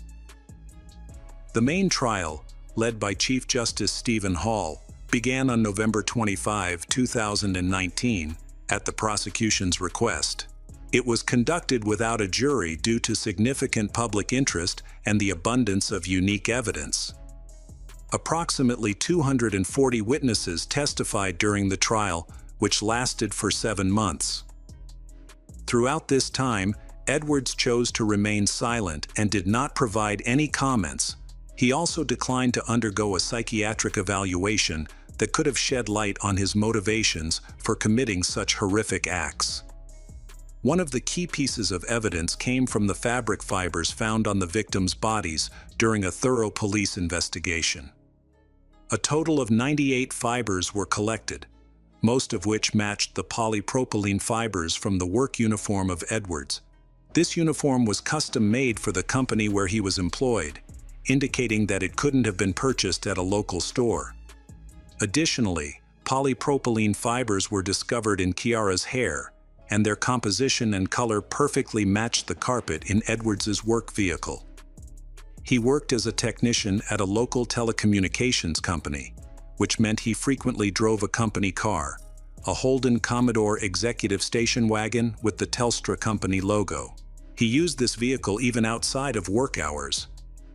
Witnesses, including a security guard from the cemetery, reported seeing this van parked near the cemetery without any apparent reason, this confirming it was the same car used by Edwards to abduct girls. Before that, the authorities were able to narrow down their list of suspects and track down the wanted criminal thanks to a relatively rare car. They might have made progress sooner, but they lacked crucial evidence, such as suspects' DNA. By September 2020, Edwards was convicted of the murders of Jane and Sierra, but he was found not guilty of the murder of Sarah Spears, resulting in no conviction for Sarah case. The sentencing was initially scheduled for December of the same year. Around that time, a woman who had been attacked in her bedroom in 1988 testified in court. She explained that she didn't see herself as a victim because she had survived the attack. However, she shared that since then, she has felt a constant fear every night, especially before going to bed, worrying that someone might attack her while she sleeps. The woman testified in court that she had been experiencing seizures, panic attacks, and sudden anxiety for a long time, and her mental health continued to decline. Another victim, who was kidnapped by Edwards and assaulted in a cemetery, stated that he robbed her of her youth.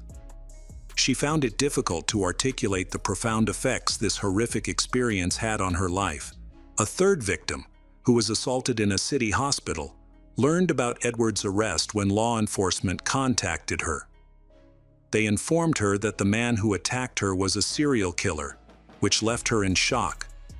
However, unlike many other victims, she was able to speak publicly about her experience and even wrote a book about it. Edwards' first common-law wife's partner also commented on the arrest, but he chose to remain anonymous. He expressed doubts about being the father of his daughter due to the recent events. Edwards' second partner testified in court. She revealed that she began to question Edwards' honesty in the early 2000s.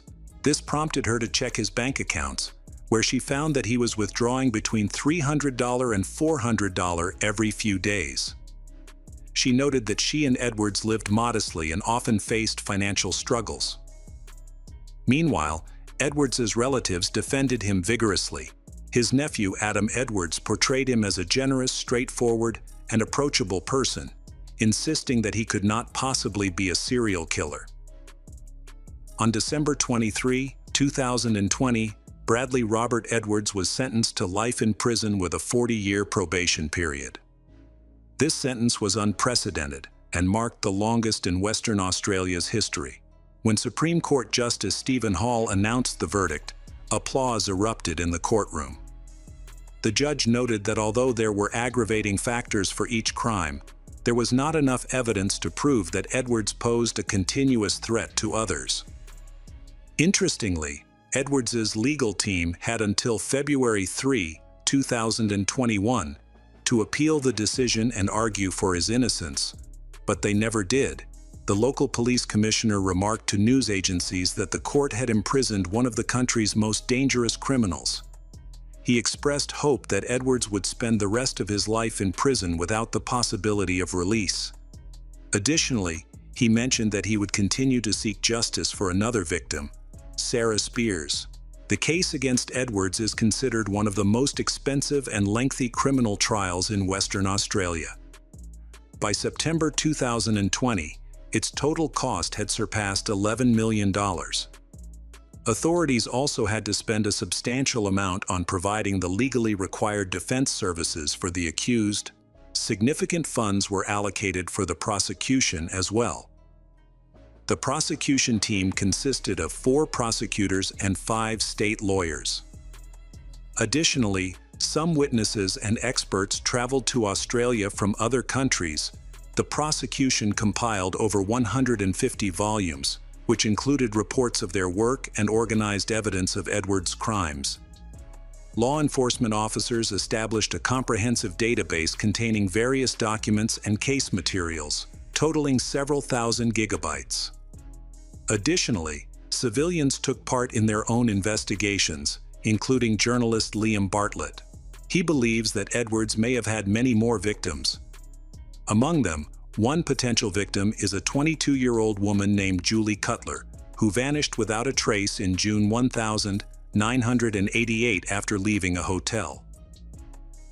There were other girls who also disappeared under similar circumstances, but currently, there is no information available about those cases.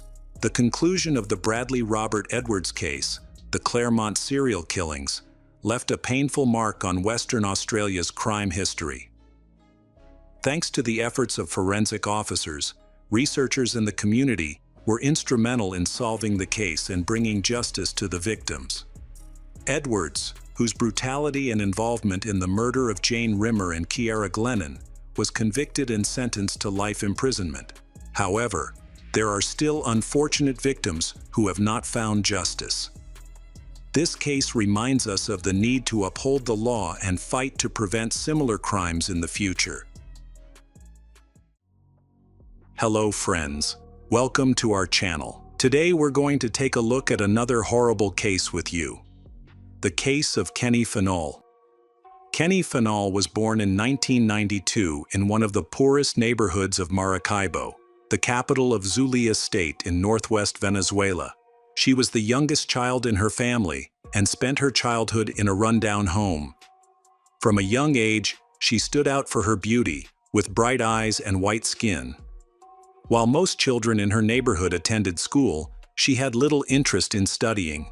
Kenny enjoyed spending time with friends and dreamed of a better life. Initially, she dressed modestly and was careful not to draw attention to her body. However, her lifestyle began to change significantly after she met her future best friend, Danila Macarena Leal, known simply as Macarena. Macarena, who was about 5 years older than Kenny, became her role model. At the age of 13, she started going to nightclubs with Macarena, where she first experienced drugs and alcohol, which led her to engage in risky activities. At that time, Macarena was in a romantic relationship with a man known as Kike, who was rumored to be a crime boss. He had previously served time in Sabanita, one of the most notorious prisons in the world. At the Sabanita prisons, inmates have established a unique organizational system.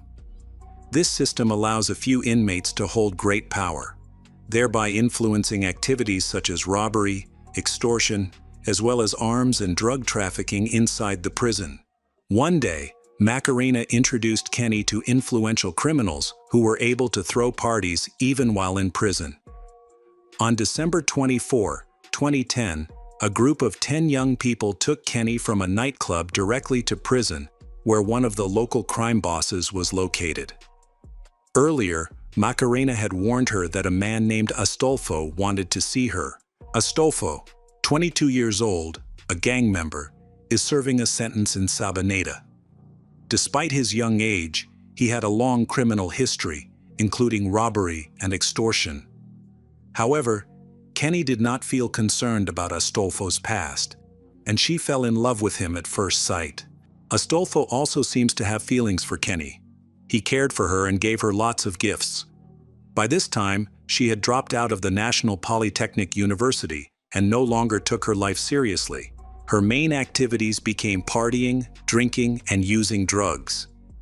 Eventually, realizing that she was not the only girl in Astolfo's life, she decided to leave Venezuela in search of a better future. Kenny then meets a woman who suggests she move to Mexico and start selling her body to make her dream come true.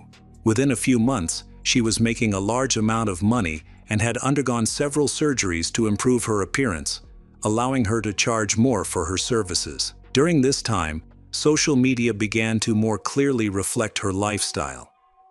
Despite the changes, she saw Astolfo again every time she returned to Venezuela.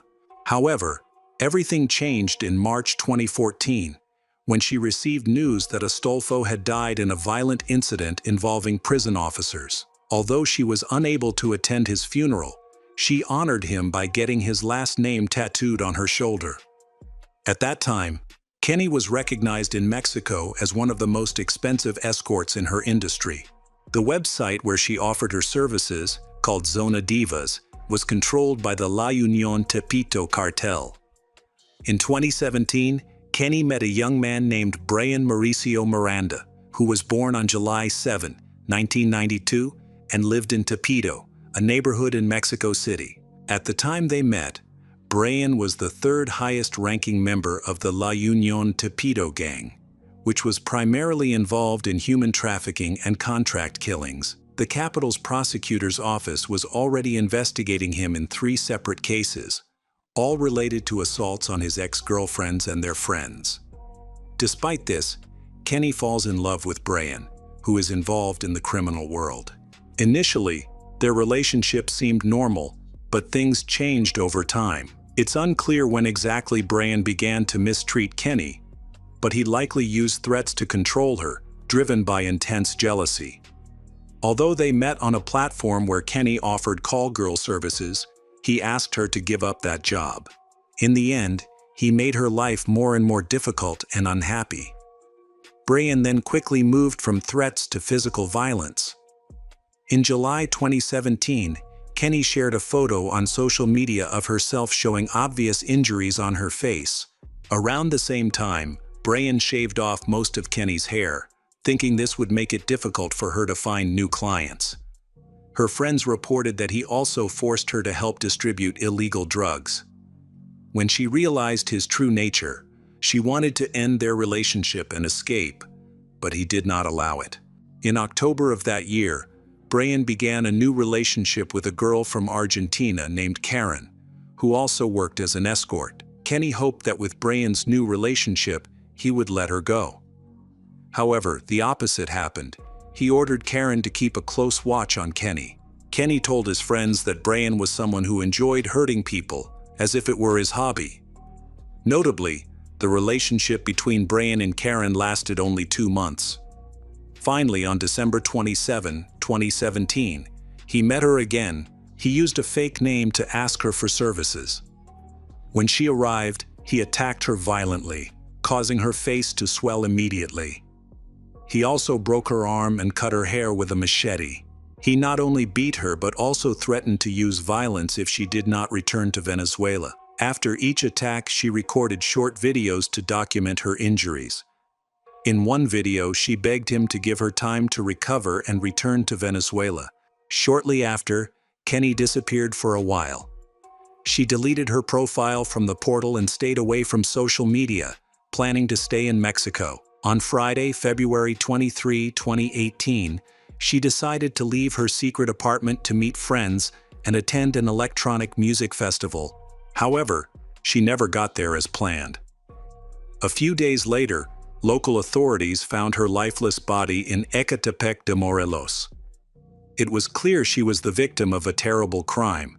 She had been bullied, beaten, and her face was disfigured by acid. Kenny's friends went to the morgue, but they had difficulty identifying her. After receiving the tragic news, her family asked the authorities to quickly return her body to her homeland. Her body was returned to Venezuela 33 days after it was found. At her funeral, many who knew her were heartbroken. This reaction was understandable, as Kenny was always cheerful, kind, and friendly, easily connecting with everyone around her. That day, Kenny's mother, Mireya Finol, expressed her grief as she felt she had lost her purpose in life. She also called on the Mexican government to seek justice and hold those responsible for her daughter's death accountable. 4 months later, several short videos of Kenny were released, in which she named Brian Mauricio Miranda as someone she feared could threaten her life. In most of these videos, her face is covered in blood. This video provided new information to authorities about her murder. Many still suspect that Brian was involved in her death. Although authorities know where he is, they do not have enough evidence to arrest him, so he remains free.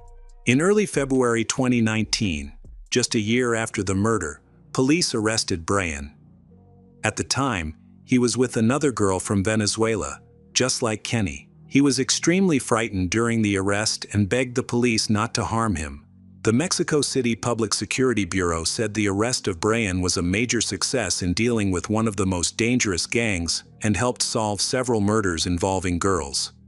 However, the list of crimes Brian is accused of is long. Authorities believe he has been involved in at least 10 other cases in recent years. Furthermore, a large amount of illegal substances were found in his car during the arrest. After some time, Brian was transferred to the State Attorney General's office. Over the next few days, multiple officers questioned him. Despite clear evidence linking him to the crimes, he was sentenced to only 5 years in prison for drug distribution. On Saturday, November 19, 2022, after nearly 3 years in pretrial detention, Brian was released. He ended up serving just over half of his sentence. This was due to overcrowding in Mexican prisons and the local judicial system's classification of drug distribution as a minor offense. The state attorney's office attempted to appeal this decision, believing that Brian was involved in more serious crimes.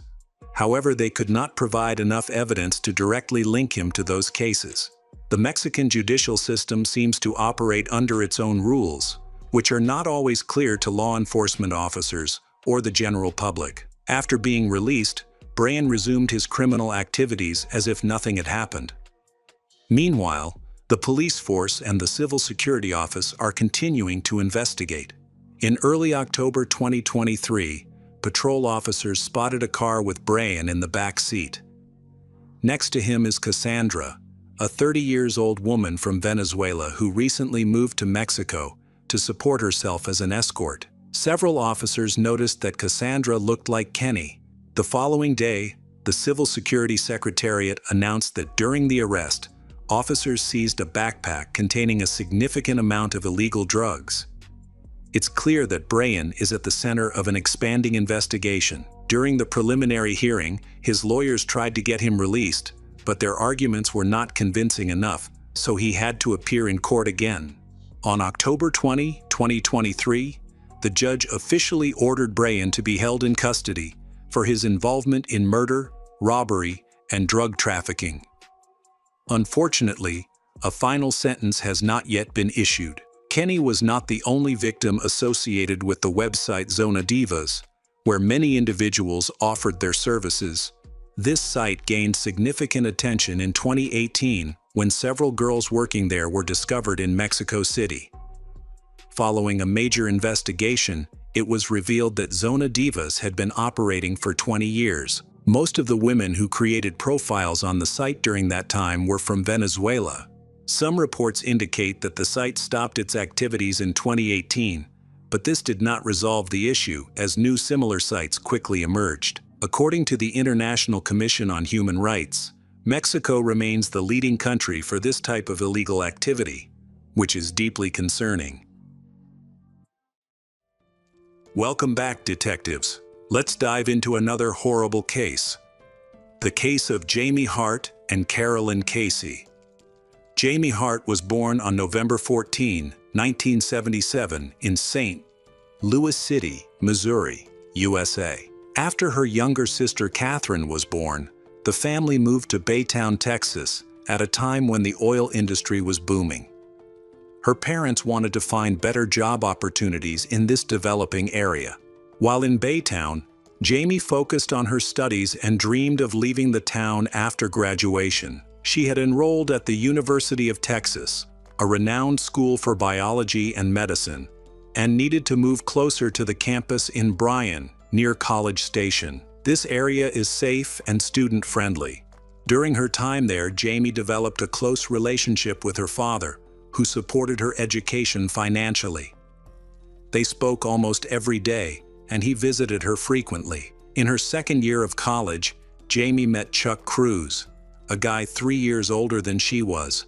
He appeared more mature and had a stable job, which gave Jamie hope for a serious relationship. They started dating, and their family members noticed that they were a loving and happy couple. Meanwhile, Jamie's younger sister Catherine also starts college. This added financial strain on the family, making it difficult for them to afford their education.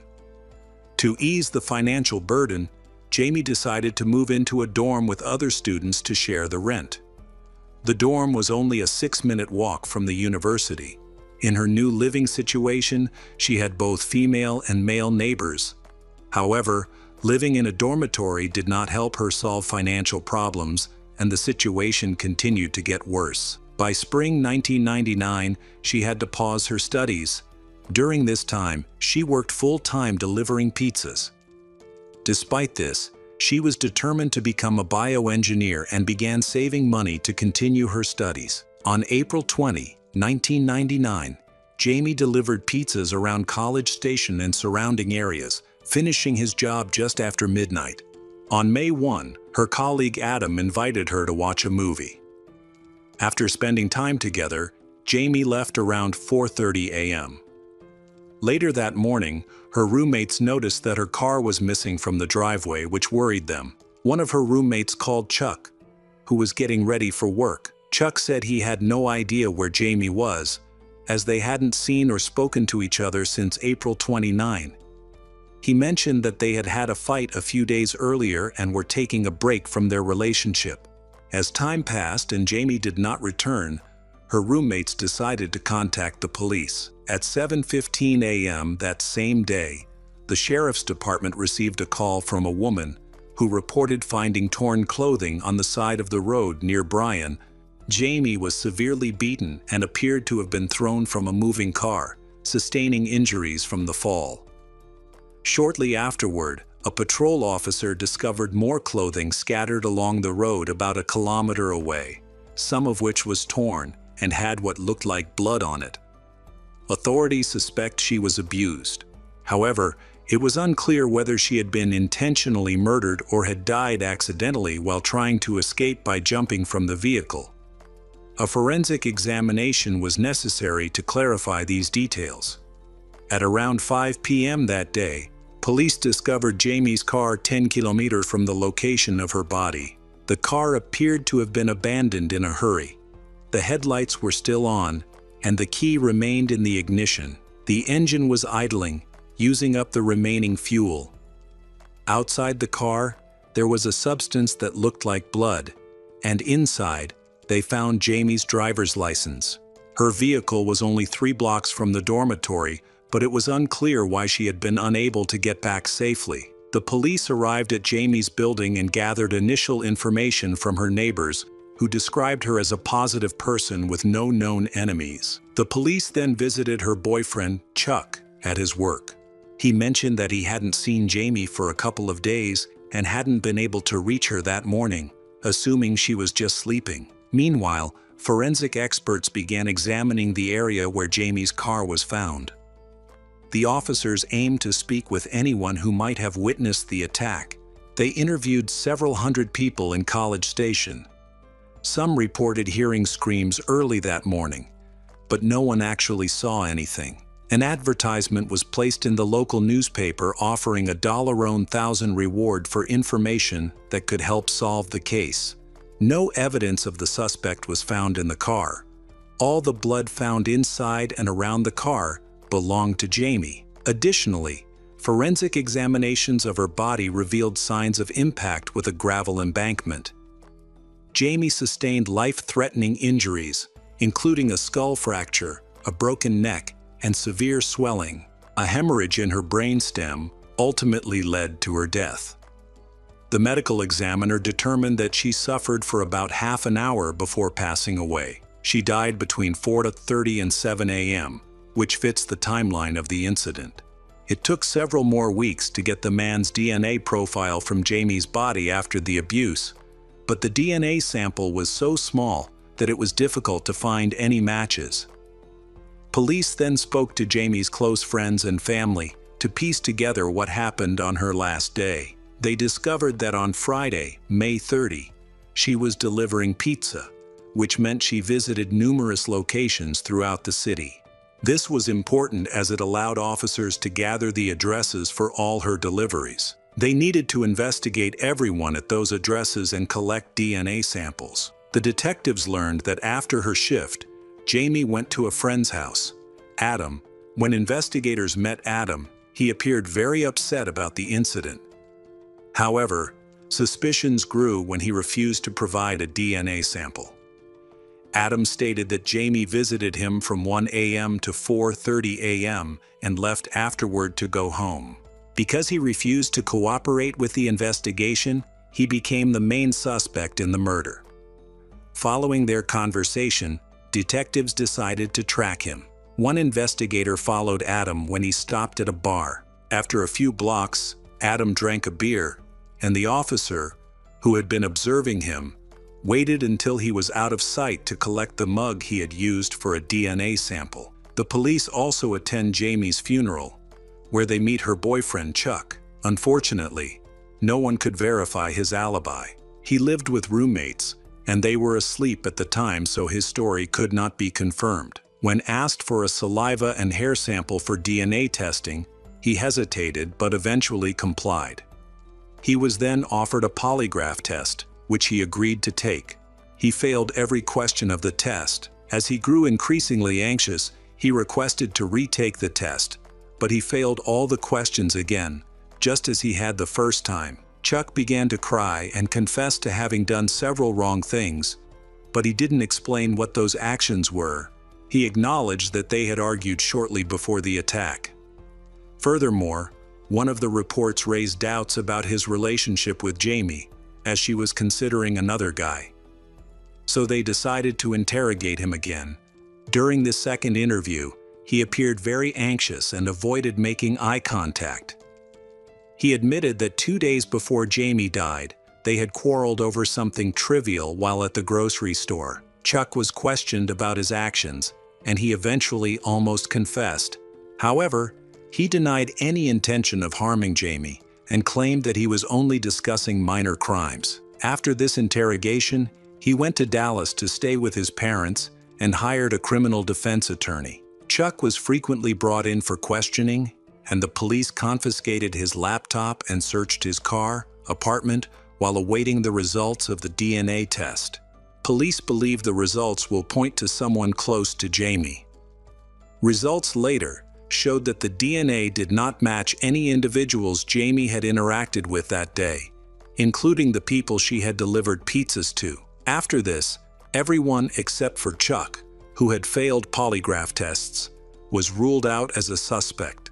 Detectives were eager to accuse Chuck due to his unusual behavior, but he maintained his innocence and urged the detectives to conduct a thorough investigation to find the real killer. Unexpectedly, the Chicago police contacted Brian's department about a man who had been arrested and claimed to have information regarding the murder in Texas.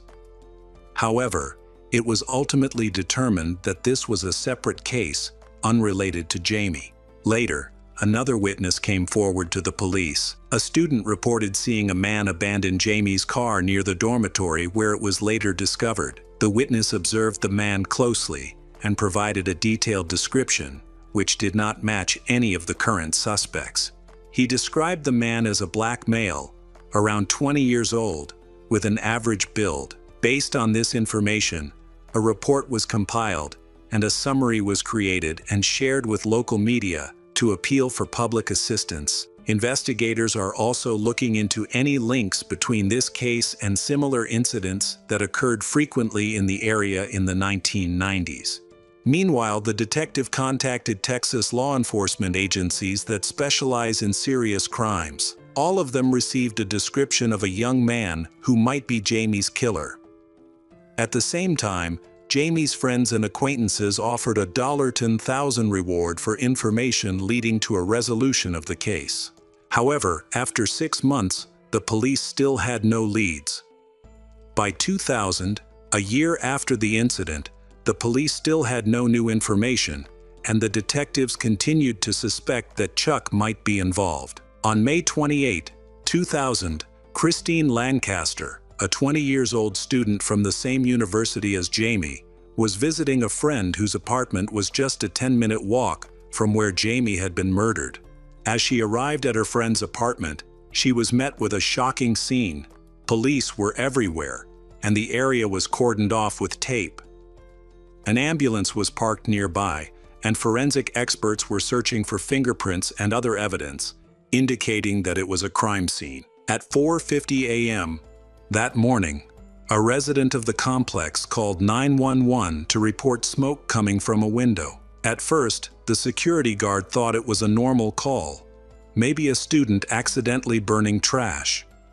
But when they entered the apartment by breaking down the door, they were hit with the unmistakable smell of death, specifically burnt human flesh. In the bedroom, they found a young woman dead, dressed only in her upper body. It was evident that after the attack, the victim had been moved to this location, likely already deceased. The perpetrator also collected many flammable items such as paper, books, notebooks, and clothes to burn. The fire department confirmed that this location was the scene of the fire. They discovered that a window screen had been cut, allowing the intruder to enter through the window by cutting it and then reaching for the handle to get inside. Evidence indicated that the victim had fought back, as skin traces were found under her fingernails.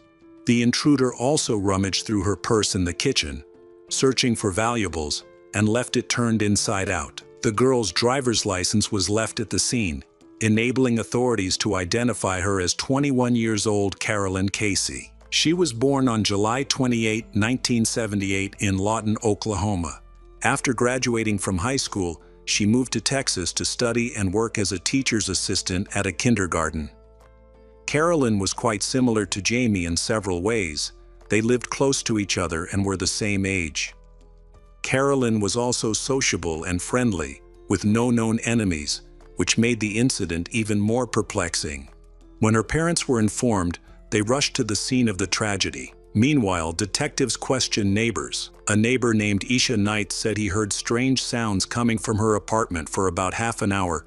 However, he then went back to sleep. A subsequent autopsy found that Carolyn had died from strangulation, and there were signs that she may have been abused. The fire had destroyed any potential DNA evidence, but investigators still managed to find clues about the perpetrator. Carolyn had fought back, and skin particles were discovered under her fingernails. The forensic expert concluded that she was already dead when the fire started, as there was no smoke in her lungs. Christine was deeply affected by Jamie's death, and now Carolyn's death frightened her even more. Her fear was understandable, as she had been a victim of an attack 3 years earlier. On that day, Christine decided to unwind and attended a party at a friend's house. There, she met a friendly man, and they chatted throughout the evening. He was cheerful and made her feel comfortable. However, as night fell, a fight broke out between them. He then asked her to come up to his apartment. Once inside, the atmosphere changed drastically. He pushed Christine further into the room, locked the door, and turned on the stereo at full volume, demanding that she undress. Christine begged him not to harm her, even lying that she had HIV, but he ignored it. In a desperate effort to get help, she stomped her feet and screamed, but no one heard her. He assaulted Christine and even tried to strangle her. Fortunately, a friend downstairs heard her cries and called the police. Police arrived just in time and witnessed the man attacking Christine, while she was in critical condition, and he tried to silence her. He was arrested and taken to the police station, but shockingly, he was released the next day. Christine begins to wonder if there is a connection between the attack she experienced and the murders happening across the city. Police interviewed all the neighbors near where Carolyn died, which led them to a man named Inobi Matthews. He claimed that he only knew her as a neighbor and had no interest in her. He agreed to provide a DNA sample and even brought along the clothes he had worn on May 28, 2000, the day Carolyn was killed. Although Inobi appeared to be behaving normally, the police remained suspicious because Christine described him as a stranger. Moreover, Inobi had attended the party that Christine was at, even though he had not been invited. He had dark skin, which caught the officers' attention because one witness had described an attacker who resembled him. He said he went to the party with Carolyn, and she drove him to a nearby grocery store where he bought alcohol before going out with his girlfriend. This occurred around midnight, and he claimed to have never seen Carolyn again. However, when the police reviewed the CCTV footage from the grocery store, they were shocked to find that he was wearing completely different clothes than he had previously mentioned, suggesting he had provided false information about what he wore that night. The appearance recorded in the video matched a witness's description of the person who left Jamie's car behind. Detectives soon went to Inobi's home to search for evidence and found the clothes he had been wearing that day in a pile of dirty clothes. Bloodstains were present on these items. When questioned about this, he admitted that he and Carolyn had engaged in a consensual, intimate relationship. However, investigators concluded that there was insufficient evidence to make an arrest. Therefore, they decided to conduct further investigation to gather more evidence. Inobi Matthews, 20, has a troubled criminal record and has been involved in a number of violent incidents. He was absent from court in connection with an attack on Christino. After failing to appear in court, police attempted to arrest him at his apartment and discovered that he had long since moved out. Eventually, Inobi was arrested. He gave a shocking explanation, claiming that Christine wanted to buy drugs, but had no money. Therefore, she offered to have intimate relations as a way of payment. After their encounter, he gave her crushed aspirin. When she realized she had been tricked, she confronted him, and he tried to push her away, causing her to fall and suffer bruises. He insisted that he did not abuse her, claiming that her injuries were self-defense or an accident. Detectives reviewing Christine's case noticed similarities between it and the cases of Jamie, Carolyn. They decided to question Yanobe. The police had little evidence against him, as DNA analysis was still ongoing. To apply pressure, an officer instructed a colleague to send a text message 10 minutes into the interrogation, stating in large letters that the DNA matched, without revealing any details. Initially, Yanobe denied any wrongdoing, but upon receiving and reading the message, he became confused and confessed. Although the DNA test results were not yet available, his confession was sufficient for his arrest on first-degree murder charges. Yanobe Matthews was born on April 14, 1976, into a dysfunctional family. Throughout his childhood and early adulthood, he faced many difficulties. He dropped out of school at 17, got married, and had his first child. Over the next few years, he had 3 more children, but showed little interest in them. During this time, he worked as a handyman, dealt drugs, and took on odd jobs to support himself. In the early 1990s, Yanobe faced 4 charges of animal cruelty. Although convicted, he was released shortly afterwards. In 2008, he was convicted of forcing his girlfriend to have an intimate relationship, but he did not serve any prison time. He is famous for his ability to lie, and his lies often benefit himself. Following this, he was involved in other similar cases, receiving relatively light sentences and eventually being released under conditional terms. Yanobe later discussed Carolyn's case and considered it an unintentional murder. He once again considered himself the victim, claiming that she attacked him first.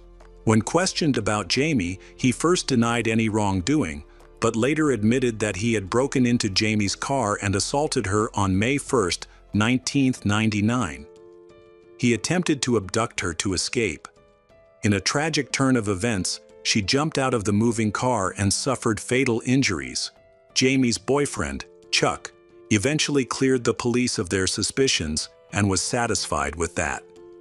He repeatedly asserted his innocence and expressed concern that the killer might strike again. Chuck blamed the police for Carolyn's death, believing that it could have been prevented if they had pursued the actual criminal. In June 2001, a trial was held for the case of Carolyn. Several girls who were also victims of Yanobe testified against him. They revealed that Yanobe's preferred method of torture was to strangle his victims until they lost consciousness, then wait for them to wake up and strangle them again. He also took pleasure in torturing animals.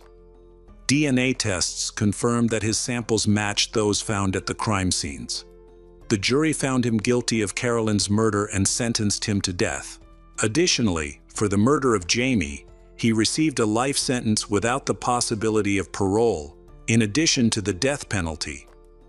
He was imprisoned in 2001, awaiting execution. Statistics showed that the average time a criminal spends on death row before execution is over 10 years, often due to appeals for reduced sentences. However, Yanobe did not pursue this option. He confessed to his crimes, which led to a faster execution. On January 6, 2004, he received a lethal injection. He chose not to make a final statement, but after the injection, he raised his hand and blew a kiss to his family, expressing his love for them. Many felt that his passing was not enough to make up for the horrific deaths of his victims, and it is believed that he may have harmed many more. Before the heartbreaking cases of Jamie and Carolyn, there was another victim named Misty Johnson. She was lucky to survive an attack by Yanobe, who threatened to kill her if she did not comply with his demands. Although Misty reported the attack to the police, her story was questioned. Anobi claimed that their encounter was consensual and that there was no way to seek justice, leaving Misty feeling she had no choice but to withdraw from the situation. Stressed and hurt, she quit her job and moved to another city. Misty now regrets her decision and believes that if she had acted differently, she could have protected the other girls and saved their lives. Christine also struggled with guilt over Jamie and Carolyn's deaths for a long time. She eventually married, had children, and now lives in Spring, Texas. She works as a teacher and devotes herself to helping victims of violence and abuse. Hello friends, welcome to our channel. Today we're going to take a look at another horrible case with you. The case of Rosa Peral. Rosa Peral was born in Badalona, a city in the province of Barcelona. Rosa was a beautiful girl, but she had difficulty studying. At the age of 16, while still in school, she started working in a nightclub, first as a dancer and then as a waitress. While working at the nightclub, Rosa met many men. It is said that many of them came to the club just to meet and get to know her. In 2000, while working there, she met Ruben, a musician who had just started working at the same club. They quickly fell in love. Eventually, they decided to leave the nightlife behind. Rosa quit her job at the nightclub and joined the Barcelona City Police. Ruben followed her shortly after, but he chose to join the Catalonian Autonomous Police. After 10 years of living together, Rosa and Ruben had 2 daughters whose names were not disclosed. A year after the birth of their second daughter, Rosa and Ruben got married. Friends and family described Rosa as selfish and lacking in empathy, often showing indifference and cruelty towards others. During her 10 years of marriage to Ruben, Rosa remained intimate with many other men, even continuing these relationships after they had children and got married. Ruben apparently did not know about Rosa's infidelity until she began a relationship with a man named Oscar, whose last name is not provided. Oscar was a sub-inspector at a police station where, in early 2008, intimate photos of Rosa were circulated, and she identified Oscar as a suspect. However, the case did not attract the attention of the court at the time and was closed. Years later, after it was revealed that Rosa was married, the case resurfaced and went to trial. Although the prosecution sought a prison sentence for Oscar for distributing the photos, the court was unable to prove his guilt due to insufficient evidence, resulting in his acquittal. Although this disturbing incident damaged Rosa's reputation among her colleagues and friends, she continued with her life. She then met a man named Pedro Rodriguez, and they quickly began a romantic relationship. Not much is known about his life before meeting Rosa, except that he was married to a woman named Patricia, with whom he had a child. Pedro also worked in the Guardia, like Ruben. After starting a relationship with Rosa, Pedro asked his wife for a divorce. Patricia learned from a friend that Pedro had been seen with a woman and 2 young daughters. Although Patricia did not know who they were, she suspected that Pedro was leading a double life, even though he claimed that he had never cheated during their marriage. Ruben discovered that his wife was having an affair with another police officer, Pedro, and decided to end the infidelity. He filed for divorce and ended his relationship with Rosa. A few months later, Rosa moved to another city with her daughters. At first, things seemed fine, but Rosa and Pedro's happiness did not last long, and their relationship quickly became strained. Both were prone to jealousy and emotional outbursts, leading to frequent arguments. The situation worsened when Albert, a man with whom Rosa was having an affair, showed up. Albert Lopez also worked in the Catalonia City Police Department, and their relationship began when they were patrol partners. Rosa maintained a complicated relationship with several men at the same time. One day at work, Albert was questioned about the death of a homeless man he had arrested during an operation against illegal street vendors. Rosa had been with Albert that day, and they claimed that the street vendor had attacked her with a knife before jumping off a 75-foot cliff. Despite many suspicious details, the police have no official evidence linking Albert to the incident. His co-workers described him as ruthless and powerful, noting that he used drugs to increase his muscle mass. Some acquaintances also labeled him as manipulative. After discovering that Rosa was married to Pedro, Albert sent her an incriminating recording of their conversation. On May 4, 2017, a resident discovered a burned-out car. When the police arrived, they were shocked to find the remains of a man in the trunk. Experts determined that the car belonged to Pedro Rodriguez, but they were cautious not to assume that the body was his. They began searching for Pedro to confirm his whereabouts, starting by checking to see if he was on duty. He had been suspended from work at the time due to an alleged assault. They then went to Pedro's ex-wife, Patricia. She was surprised to see the police. Patricia explained that she had been waiting for Pedro to pick up their children, but he had not arrived, and she had not been able to contact him. Since Pedro was missing, the police decided to contact Rosa. Rosa said she did not know Pedro's whereabouts, and mentioned that a few days prior, she had a disagreement with him about her ex-husband, Ruben, which forced her to leave the house. The body was found completely charred, making identification difficult. The body was then sent for an autopsy. The police identified the body through dental records as Pedro Rodriguez. They began an investigation, suspecting that Rosa's ex-husband Ruben may have been involved in the case. After questioning Ruben, he stated that he was on duty at the time of Pedro's death. His alibi was confirmed, causing the police to refocus their attention on Rosa. They quickly dismissed the theory that Rosa's ex-husband was the killer.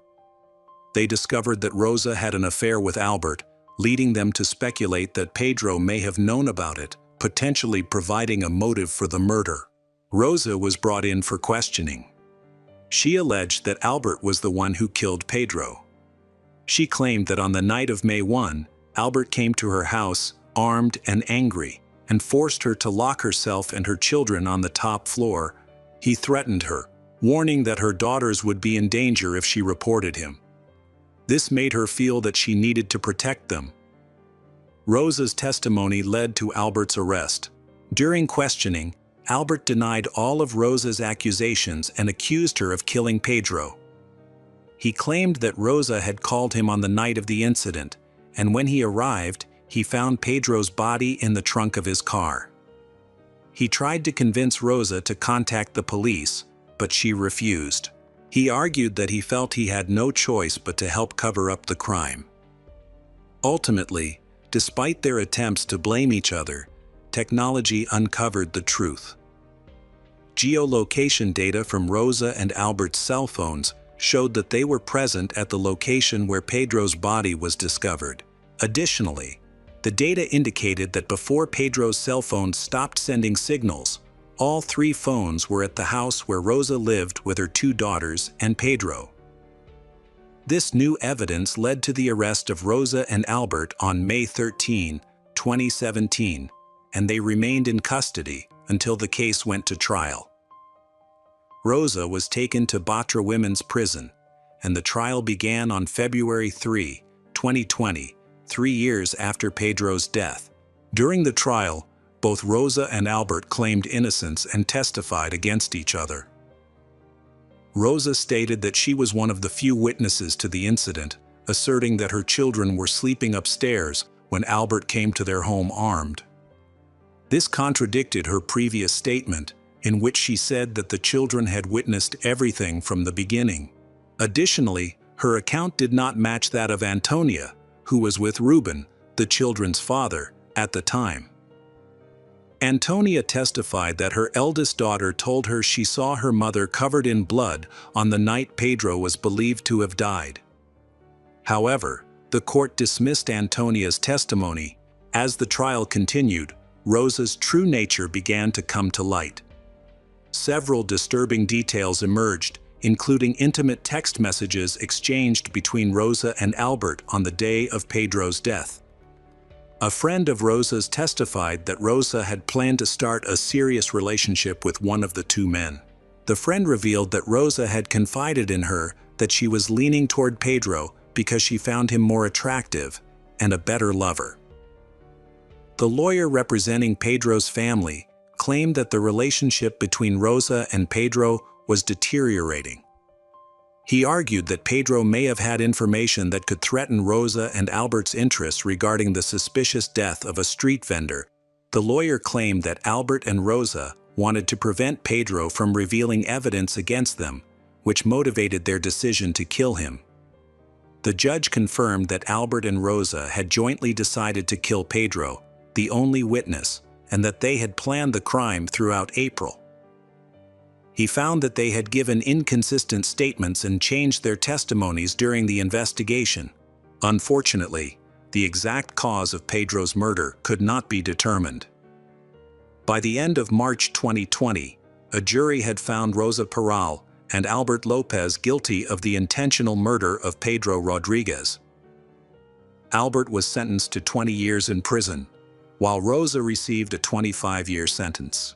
The court also ordered both defendants to pay $885,000 in compensation to Pedro's family. Although the trial ended with a guilty verdict, the situation did not end there.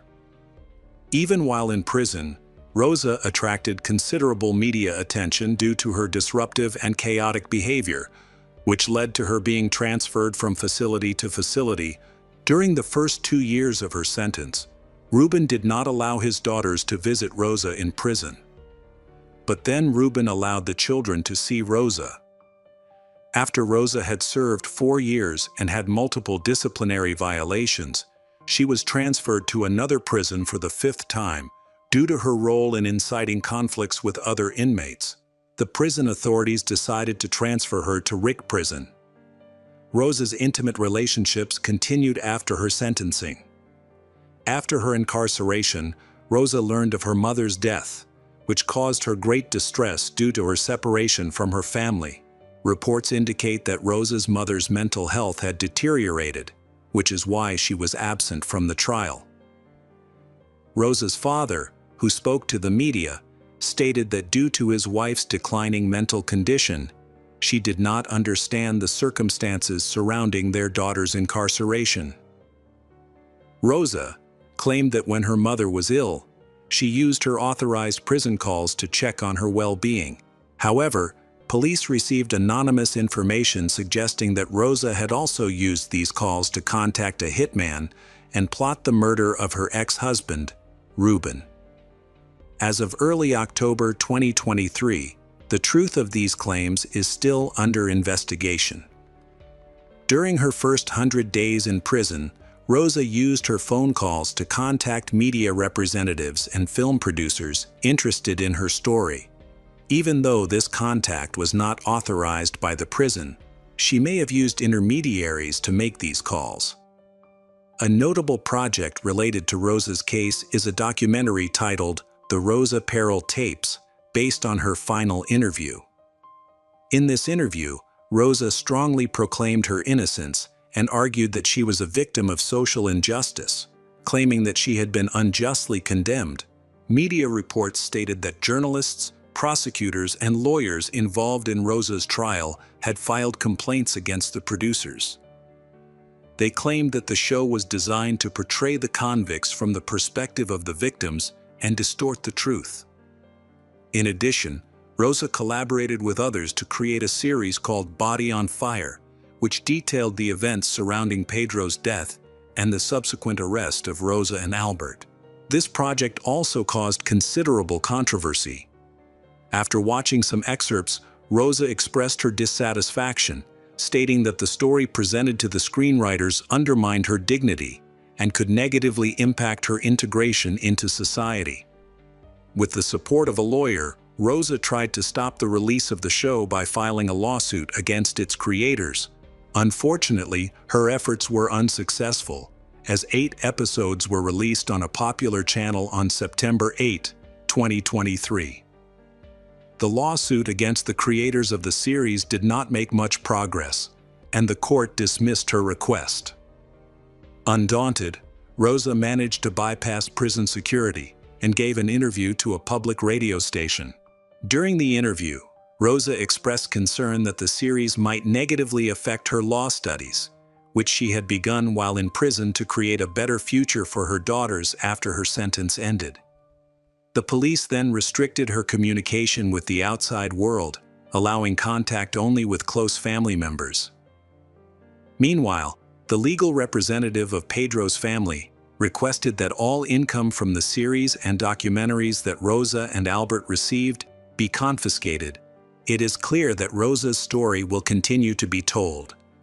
We can only hope that her children, who have also been affected by these events, will not suffer any further and will receive the support they need to cope with the challenges they have faced and will continue to face.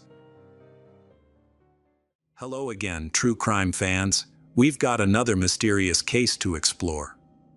The case of Kat Torres. Kat Torres is a social media sensation, attracting millions of fans who follow her lavish lifestyle. While many admire her, others are jealous of her success. However, few people know the difficult reality she faced. Born on October 24, 1989, in northern Brazil, Kat grew up in a poor neighborhood and came from a troubled family. Her father struggled with alcoholism. At the age of 14, Kat submitted her resume to a modeling agency. She quickly caught the attention of the agency and was invited to do photo shoots. After receiving her first payment, she happily moved out of her parents' house. Kat was offered the opportunity to move to Europe, which she accepted. Her career took off, and she began appearing on magazine covers more frequently. Eventually, Kat moved to the United States, where she attended parties with celebrities. In December 2013, Kat moved to New York, where she could see the Statue of Liberty. Her neighbors noticed her wearing designer clothes and carrying expensive handbags and jewelry, leading them to believe that she was dating a wealthy man. Her friends learned that she was dating a Russian oligarch who rented her a luxury apartment and provided for her every need. Kat did not reveal his name at first. However, she showed a photo of him to a close friend, who described him as an older man and mentioned that no one had ever met him in person. Although she had a number of admirers, things changed when she encountered health problems. She had to have her breast implants removed, which led to a difficult and lengthy recovery. As a result, she became less attractive to men, and the Russian tycoon stopped contacting her. Kat tried to revive her modeling career and pursue an acting career, but both attempts were unsuccessful. Kat then became famous on social media by creating her own brand and teaching her followers about healthy living, love, financial success, and achieving their dreams. She regularly shares beautiful photos, inspirational quotes, and useful advice on her page. With millions of followers, Kat enjoys a vibrant lifestyle and travels frequently. During this time, she began a relationship with a young businessman named Ben, who supported her in building her brand. Kat also wrote and published an inspirational book called Voice. In this book, she addresses issues of violence and abuse, shares her journey from poverty to success, and explains how she made her dreams come true. In 2017, Kat Torres began offering private sessions to clients. She inspires young women, provides guidance, teaches them about spirituality, and encourages self-care. One of Kat's clients, Anna, shared that she found Kat during a time of distress when she was in an abusive relationship. Anna had a difficult childhood and many health problems. She lost a lot of weight and felt hopeless. Anna thought her life was over until she found Kat. Anna aspired to study in Boston, Massachusetts, but Kat convinced her to move to New York and become her housekeeper. Kat informed Anna that part of her responsibilities would be to take care of Kat's cats. Kat promised to pay Anna $2,000 a month, so Anna agreed to move to New York. However, when Anna arrived at Kat's apartment, she was shocked by the mess. There was trash everywhere, dirty clothes strewn about, and the cats had peed on the bed. Kat struggled to make ends meet and did not know how to take care of the apartment. The lights were always on, and Kat hardly ever slept. She couldn't stand the silence. Even in the shower, she would call Anna to talk. Anna could only sleep when Kat was out meeting men. When Kat came home late at night or early in the morning, she would wake Anna up immediately. Kat also tried to prevent Anna from communicating with anyone, even on the phone. Anna worked almost non-stop in Kat's apartment, but Kat never paid her the promised $2,000. Eventually, Anna realized she was being used and that Kat was manipulating her. She felt scared and kept thinking about how to expose Kat, but she hesitated. She believed she was Kat's first victim. Eventually, Anna found a way to escape by moving in with a new boyfriend. In mid-2022, Kat moved to Texas with her new boyfriend Zach, who was 21. They rented a large 5-bedroom house, but after a few months, they were evicted for not paying rent.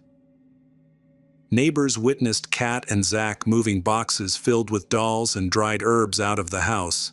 Kat purchased these items in bulk and sold them through her social media accounts. At the time, she claimed to her followers that she could cure various illnesses through magic and increased her consultation fees. During online meetings, Kat told clients that she could communicate with God. For many clients, she claimed to connect with their ancestors. Sometimes, a few days after a consultation, she would call clients to share their dreams.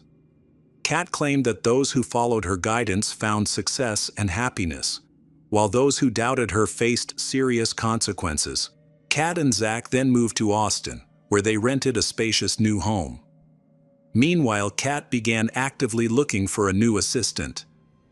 One day, Kat called her Brazilian client, Desiree Freitas, in tears. Kat said she was feeling worse, her health was failing, and she feared she didn't have much time left.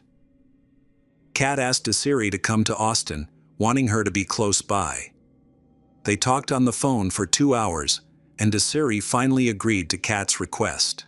That same day, Kat bought tickets, and Desiree flew to Austin. Kat then announced on social media that she was starting her own witch coven. She also convinced 2 other clients, Letitia Maya and Saul, respectively, to move in with her. Once they arrived at her home, Kat took them to her witch room, which had a large altar decorated with candles and symbols. She knelt down and prayed for each client, asking the angels to bless them with health and prosperity. Saul, a former yoga teacher in Boston, Kat promises Saul a large salary to help her run her business. However, Saul ends up working as a regular housekeeper at Kat's house without any pay. One day, Kat tells Saul that she should start dancing at a strip club, claiming that it is there that she will meet her future husband and have a long, happy marriage. Kat informs Desiree that she has spent a large amount of money on her flight, lodging, food, furniture, and witchcraft, and that Desiree now needs to pay it back. Kat warns Desiree that if she tries to escape, she will be cursed. Kat convinces Desiree to work at a strip club, where she must give all of her earnings to Kat.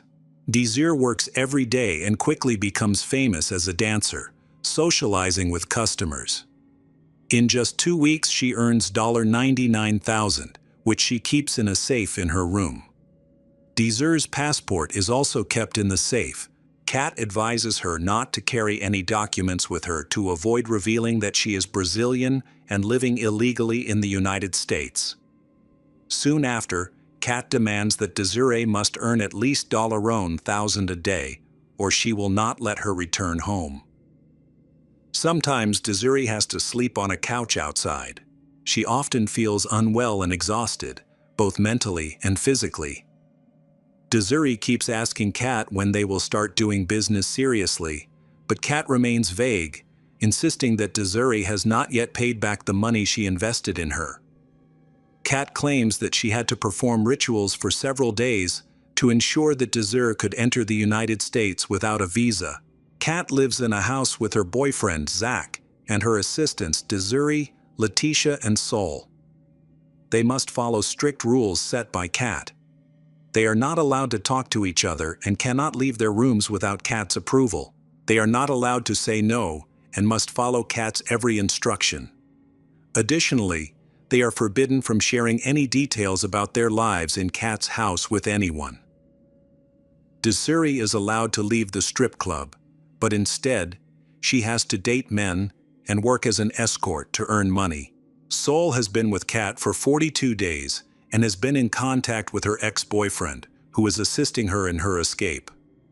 However, she is worried that Kat will find her and force her to return. She knows that Kat has copies of her passport and driver's license, which contain her personal information. Sol also knows that Zach is armed and fears that he might find her and harm Desiree and Letitia, both of whom are still in Kat's home.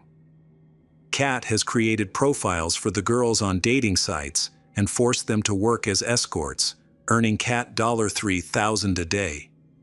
They are also forbidden from communicating with their parents and friends. Desiree and Letitia's families contact the police for help in finding the two girls. Their parents know that the girls had gone to meet someone associated with a blog, but they become worried when they lose contact. News of the two young girls' disappearance quickly spreads across the United States. Meanwhile, Anna, Kat's first assistant, contacts the police to share her experiences living with Kat. Kat then posts on her social media, claiming that she had sheltered Anna in a rental apartment and accusing her of betrayal. In response, Anna and Sol file a police report claiming that Kat has kept them in her home against their will and forced them to work for free. However, after Kat is informed of this, she forces Desiree and Letitia to record videos in which they state that they want to stay with Kat. In these videos, the girls are to praise Kat as a savior and ask their families not to look for them or contact them in any way. They emphasize that they do not want to communicate with their parents and ask to be left alone. After the video is posted, the families become even more concerned, fearing for Desiree and Letitia's safety and feeling the need to rescue them immediately. Kat continues to send threatening messages to Sewell and also sends abusive messages to Zach's father, who disowns her. She makes violent threats and wishes him dead. Kat, Zach, and her assistant then move to Maine, where the police begin to follow them. One day while driving, Kat receives a call from the police. They ask her if she is holding the girls against their will, to which Kat replies, "Of course not." The police ask Kat to come to the station to talk, and she agrees. After the call, Kat instructs Desiree and Letitia on how to behave and communicate with the police, even threatening them in the process. She is unaware that the girls have secretly recorded the conversation. The next day, Kat and the girls go to the police station in Maine. Desiree and Letitia are very withdrawn and almost silent.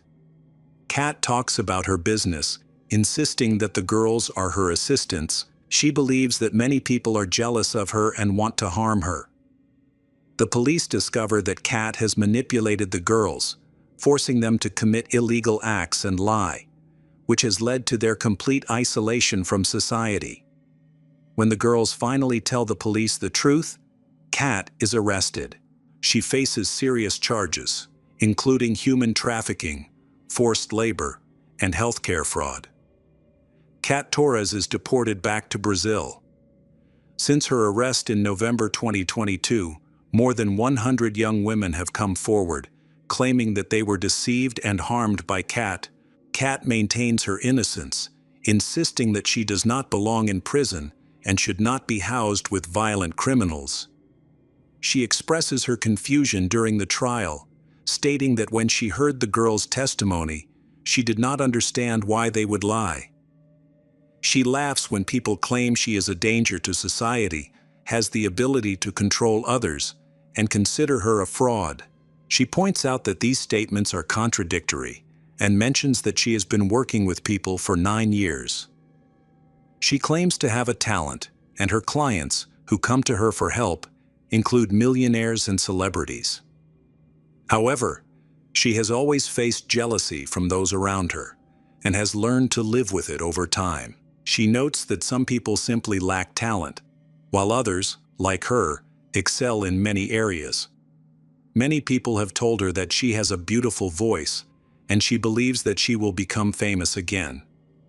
Wherever she goes, recognition follows her. In July 2024, Kat Torres is convicted and sentenced to 8 years in prison. In addition, the Brazilian court bans her from using the internet for the rest of her life. Ana, a victim, shares that she had to see a therapist regularly for 3 years. She has made significant progress and is now able to discuss her experiences without becoming emotional. Ana feels at peace knowing that Kat has been detained. She hopes that other victims will find the courage to speak up and report their stories to the police. Desir has written a book about her traumatic experience living with Kat. She admits that she is still in the process of healing and hopes that her story will serve as a lesson to others.